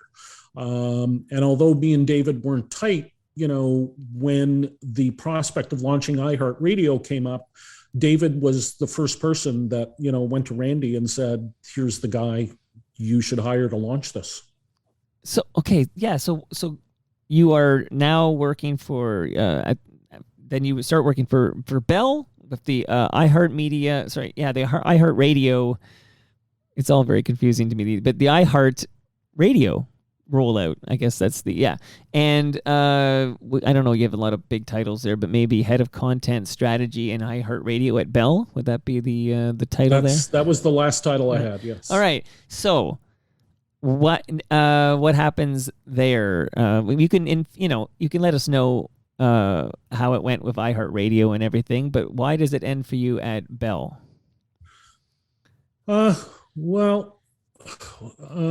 We'll talk about iHeartRadio first. Yeah, sure. That was an incredible ride. When Randy brought me in for iHeartRadio, there was no iHeartRadio staff, and for the longest time, I was the iHeartRadio staff. But at Bell, we had a lot of great people. So there was great support from the marketing team. There was great support on the radio side. Where there was no support was on the digital side, because the digital team in Montreal thought that they could create a better iHeartRadio in a few months than the team working on the platform for the last 12 years were able to do. So, and we actually ended up launching that shitty product for the first year. I think to this day, George Cope doesn't know that we did a bait and switch on the iHeartRadio product, because I spent a year fighting tooth and nail to get the real product released in the marketplace, which we were able to do. We also, that led us to doing a lot of amazing, to be able to stage shows at the Scotiabank Arena. We put together our first Jingle Ball with The Weeknd headlining and the Chainsmokers and a bunch of other acts.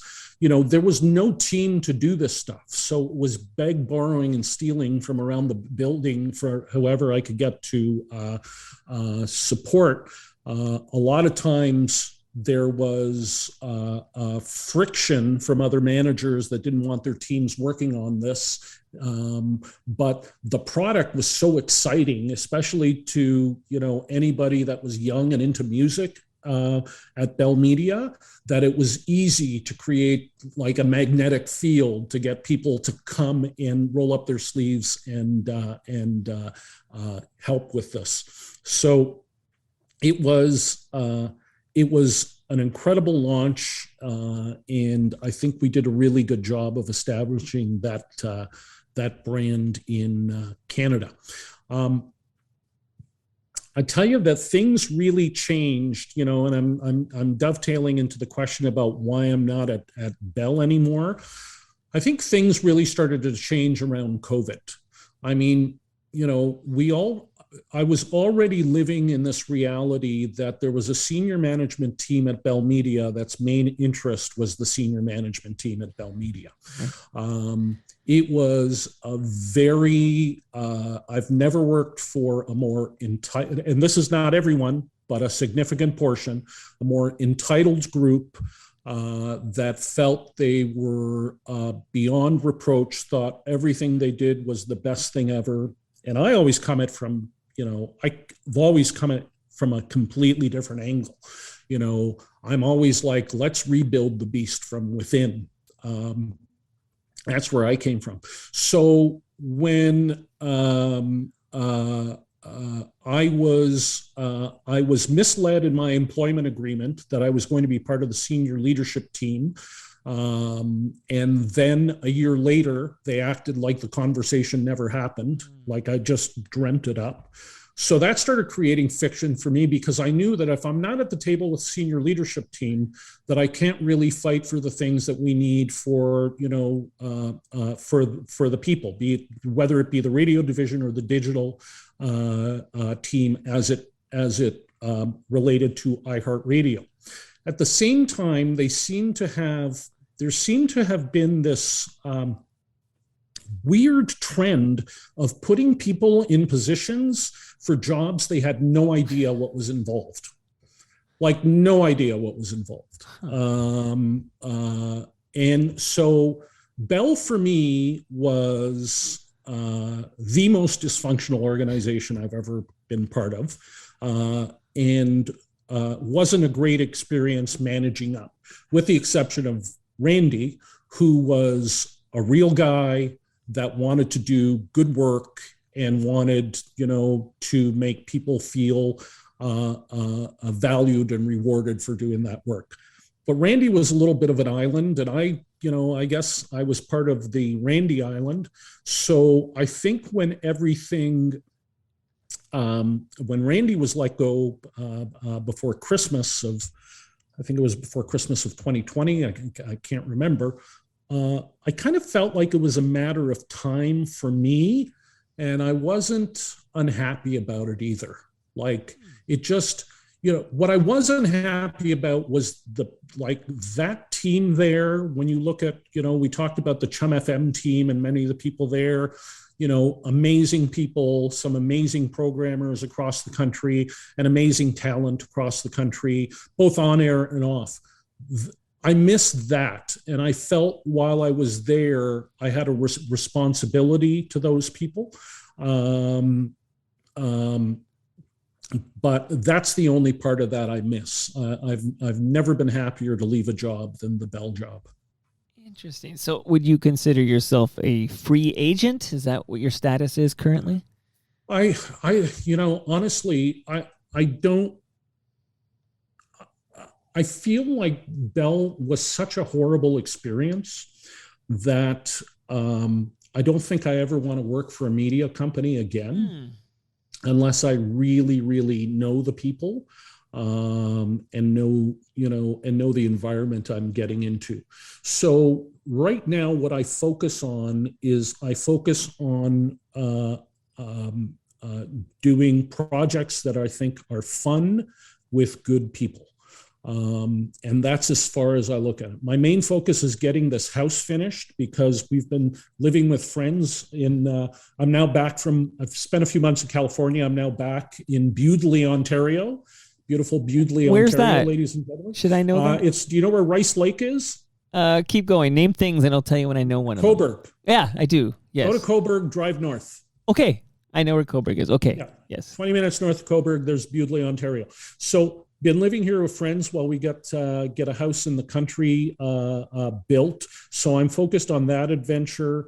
I've been doing some work in the artist space in terms of providing some strategic direction and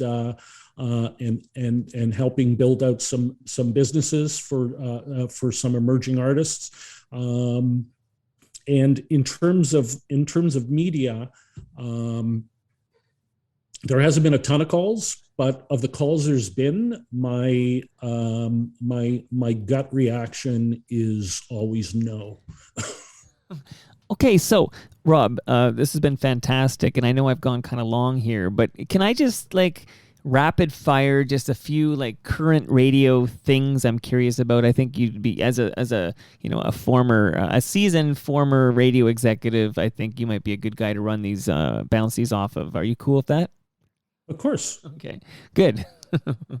So, where will I begin? Okay, so Flow 93.5, of course, was a station in Toronto until very recently, when they kind of gave that branding to a smaller signaled station, G98.7, and they have the logo. I always say it's like they gave them the logo basically, and Flow is now Today.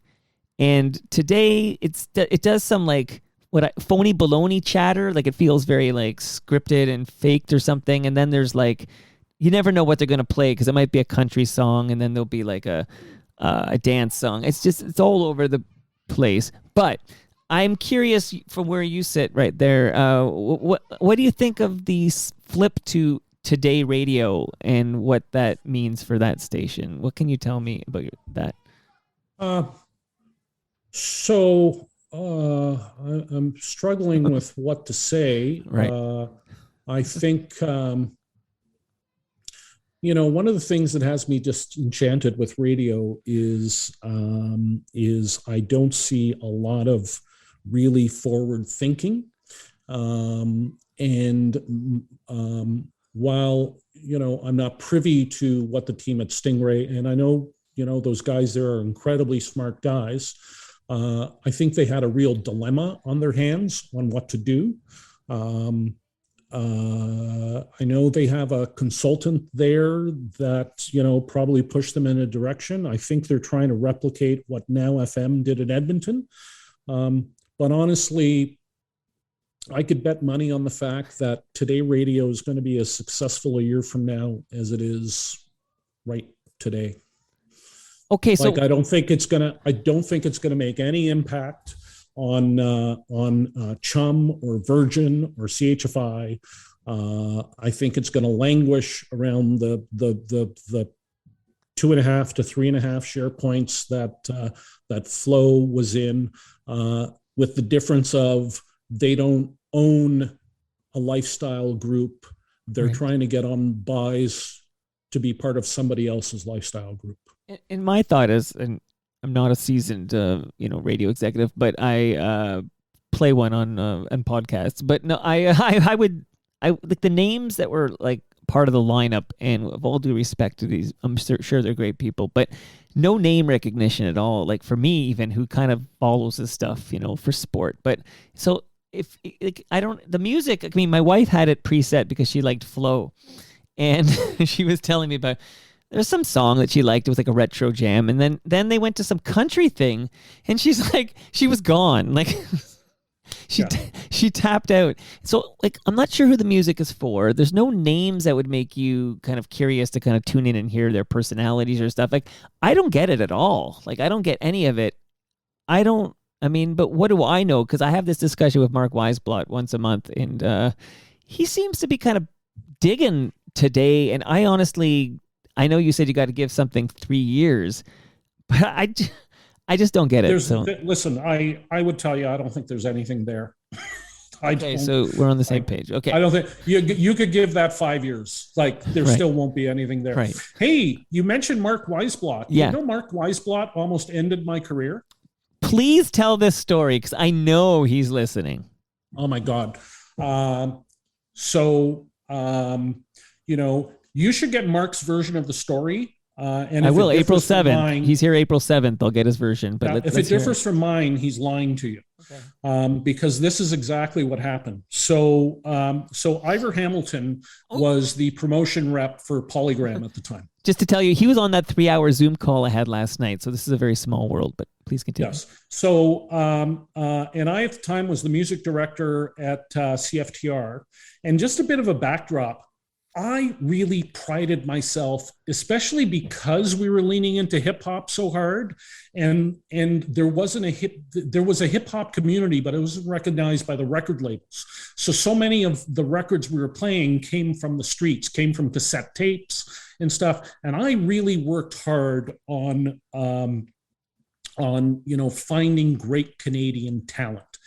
And I remember Ivor Hamilton came in. It was a Monday or Tuesday because we would do the music meetings on Wednesdays and we would see the record reps Mondays and Tuesdays. And Ivor came in with this guy that I understood to be an intern. I don't remember the guy being, introduced to me as, this is Mark Weisblot. He's a writer at iMagazine. Because not that I would have said anything different, but maybe it would have been done. So I remember Mark asked me in the room, he said, is it hard finding enough Canadian content to put on the radio station? And I said to him, my direct quote was, well, it's not like we have to go with whatever makes us gag the least. As a matter of fact, right now, there are so many great Canadian acts out right now. And I started to list the act. And at the time, we had Be My Yoko Ono off a cassette tape, right. Like we were, and I was proud of this. Like I didn't know at the time it meant something. I do now, but I was really proud of this because I was the guy at the party that always wanted to control the turntables, always wanted to kind of introduce new music. And I remember flash forward a week, I'm walking to a CFTR ratings party and I open up iMagazine and the giant quote is, when it comes to Canadian content, we add whatever makes us gag the least. Wow. Okay, but does I'm curious because I know sometimes I talk to many print journalists and they say, "Oh, I have nothing to do with the headline." Is it possible someone else puts that headline in their content? I confronted Mark about that. Okay. Soon after. I haven't seen Mark in years. I think Mark turned a phrase around because it made for a better headline. But I would tell you, it almost killed my career. Wow. Now, the other thing it did, here's the great thing that come out of it, because I really believe in life. Sometimes, some of your disappointed, most disappointing moments or moments where you veer off the road, with them comes many great lessons and experiences. Right. So I remember one of the first people that reached out to me was Dave Charles. Dave Charles is a legendary consultant and good FOTM. Good FOTM. Dave Charles reached out to me and Dave said, here's the way we're going to navigate through this. And through Dave, I ended up, coming on to the board at SOCAN, joined a bunch of boards, was able to get my story out and turn the ship around. Wow. So out of that came a lot of really good experiences. But I really felt like, it was a bullet that came out of nowhere because it was the complete opposite of everything I was most passionate about in this business. Well, Rob, here's what I can pledge here. I will, because he is going to be here on April 7th at 2 p.m. So I will absolutely pull that clip and get his response. Because if it is as you said it is, and of course that's how it was, that's a dick move. Yeah, I'd say. Okay. And listen, I'd be the first to say, yeah, I made the comment. It was a stupid comment. I acted like an because trust me, I have no problem, accepting accountability and realizing when I fucked up. But that really felt like a hatchet job to me.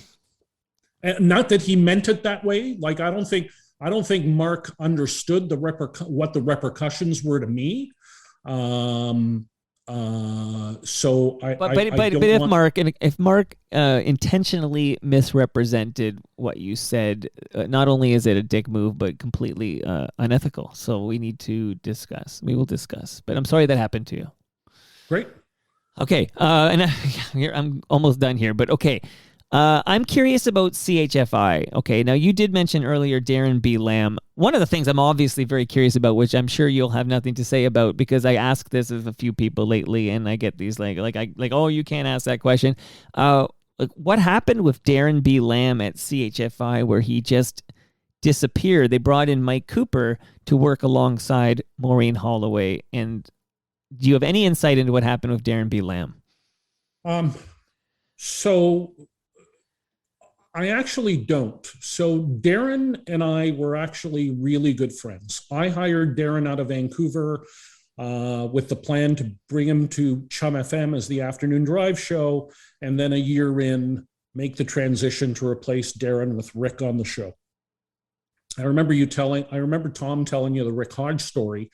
What the Rick Hodge story actually is, again, in this need to always keep the radio station moving forward, and you have to change the chairs, Rick was becoming the odd man out on the Roger, Rick, and Marilyn show. He wasn't in the room that often, and quite frankly, he didn't really like the other two. There was definitely friction there. So Rick wasn't happy.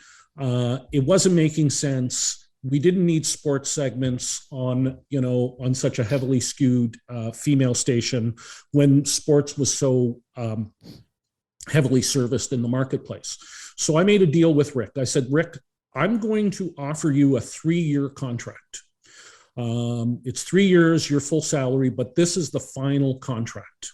And at the end of these, and you could leave at any time before the 3 years and get 50% of whatever's remaining on that contract. So that, because I wanted to do a deal with Rick that was respectful of his role in in building, one of the biggest morning shows in the country. And through that, I think Rick stayed on for another year, and then Easy Rock offered him the role to come over there. So at the time when Rick left, we moved Darren into mornings, and I think it was a pretty good success. Like, Darren added a real spark. He had a great sense of humor. Years later, when I was at Rogers and we were looking at revitalizing CHFI, which led to kind of a new logo, a new imaging package, refresh the music, and part of it was kind of bringing a new person into the morning show. And that's where Darren B. Lamb came into the equation. It's actually funny because I did the deal with Darren. He had a non-compete, and then I get blown out of Rogers, and Darren calls me. He's supposed to start in like a week or two, and I'm the guy that brought him in. He's like, what does this mean? I said, Darren, you're fine. So, and I think they had a good run. In terms of what happened, I would tell you that I felt like I was good friends with Darren, and then we lost touch and never regained communication again. So in terms of what happened, I have no idea. But what we do know happened is that they eventually said goodbye to that whole morning show crew. So Darren B. Lamb, who hadn't been on the air in many months, but him and Maureen Holloway and fill-in replacement guy Mike Cooper are all sent packing. And they bring in, from CP24, they bring in Pooja Handa and Gurdeep Ahluwalia.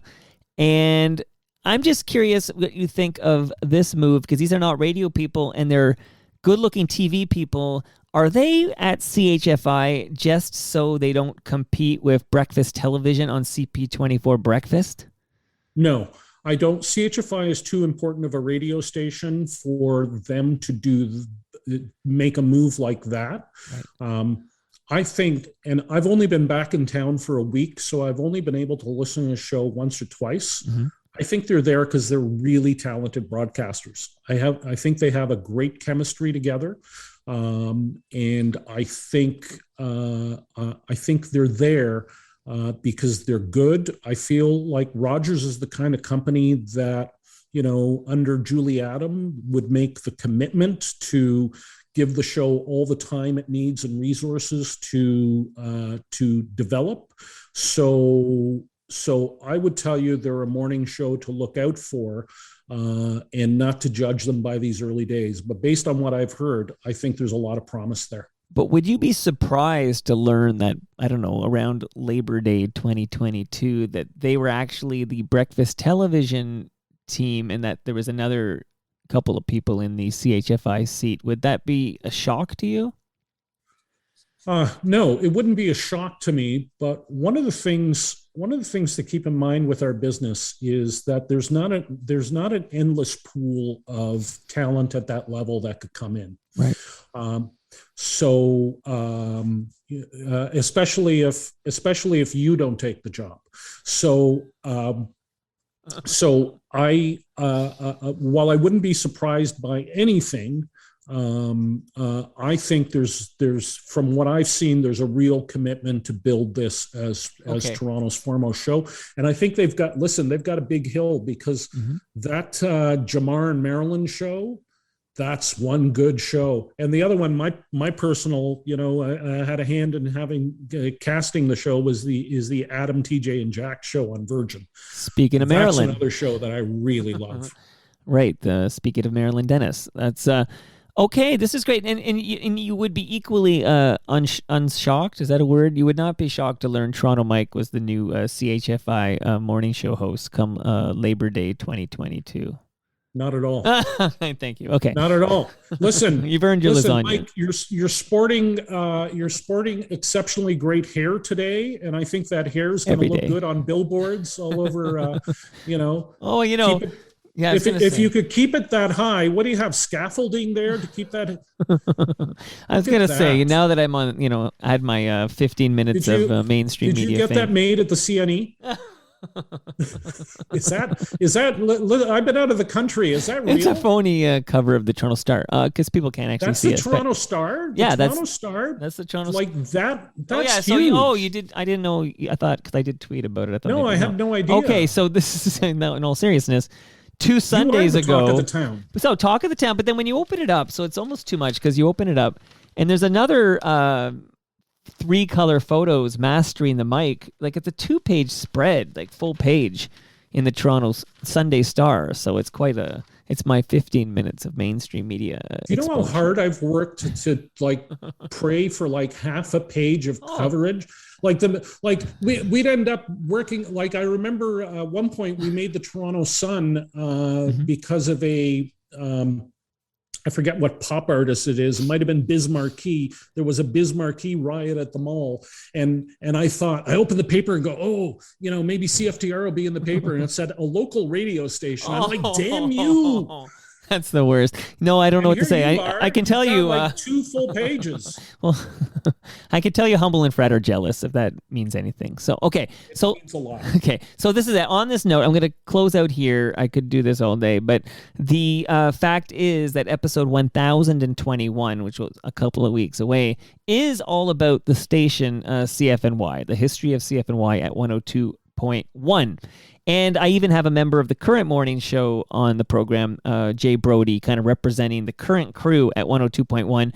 I'm naturally, even though I don't listen to much terrestrial radio anymore, I still am very curious at sort of the Indie 88 versus CFNY battle for whatever, new rock, alt rock, whatever we're calling it these days. And I'm wondering, in your opinion, your professional, seasoned radio executive opinion, how much longer before one of these two, flips formats and dies? Are we in end of days for CFNY, or is Indie 88 going to blink first? What do you think about that one? Is there room for both still? Well, there's a lot of emotion in CFNY and a lot of history, obviously. So one of the things that team has to think about is the heritage, which, when you have a heritage station, we spend a lot of time talking about what the value of the heritage is. And I don't know what the answer to that is in this climate. I think 20 years ago, there was something in heritage. I don't think people give a shit anymore. I don't think they give a shit about the history of CFNY. I think Jay Brody does. I don't think the station does. Right. I would agree with you. But I think it's be a tough decision for them to make. The great thing about Indie 88 is that they're an independent broadcaster. They don't, other than Rock 95, they're not dealing with 30 other radio stations. So they're able to really dedicate. To me, Indie, and I have a lot of respect for that management team there, Megan Bingley and Ian March, I believe, is the PD there that That's I correct. used to work with when he was he was a music director, a great music director at that. I think because they have an independent spirit and not part of a big company, that actually gives them a leg up in the space. So whether two can continue to coexist, maybe they can. Toronto's a big market, but I think there's a bigger opportunity in another format for one of them. And what do you think that format would be? Well, I wouldn't tell you that. And why is it country? No, it's can't. All right, so I lied. I have one more question. I'm just thinking it out real quick. But again, I'm holding you hostage here. But we have, I'm hearing rumblings about like the CRTC might be changing, or I guess it's like if it comes to Parliament, I'm not sure what. But basically right now, Bell can only own 4 stations in the market and Rogers can only own 4 stations, etc. And there's something about how like the size of your market, you might be able to own more than that. So Toronto being the largest market in the country, you could own 6 stations theoretically. And if that should happen, there's rumblings maybe Rogers buys the Chorus cluster here.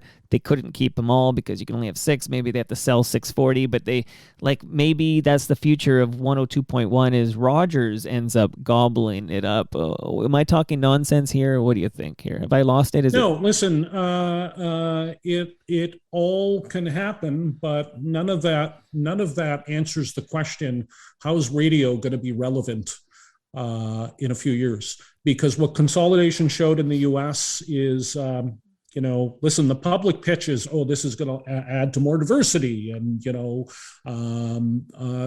bullshit. What it adds to is a much more effective way to be able to squeeze the staff you have working on 3 radio stations across 7 radio stations. Right. That's what it actually does. Right. If there's an opportunity for a format in the market, they'll try to seize that opportunity.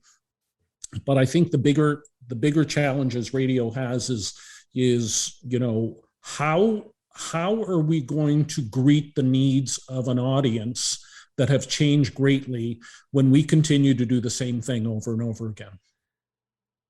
Do you have an answer? Or I have to pay you for that answer, right? Is that how? Yeah, exactly.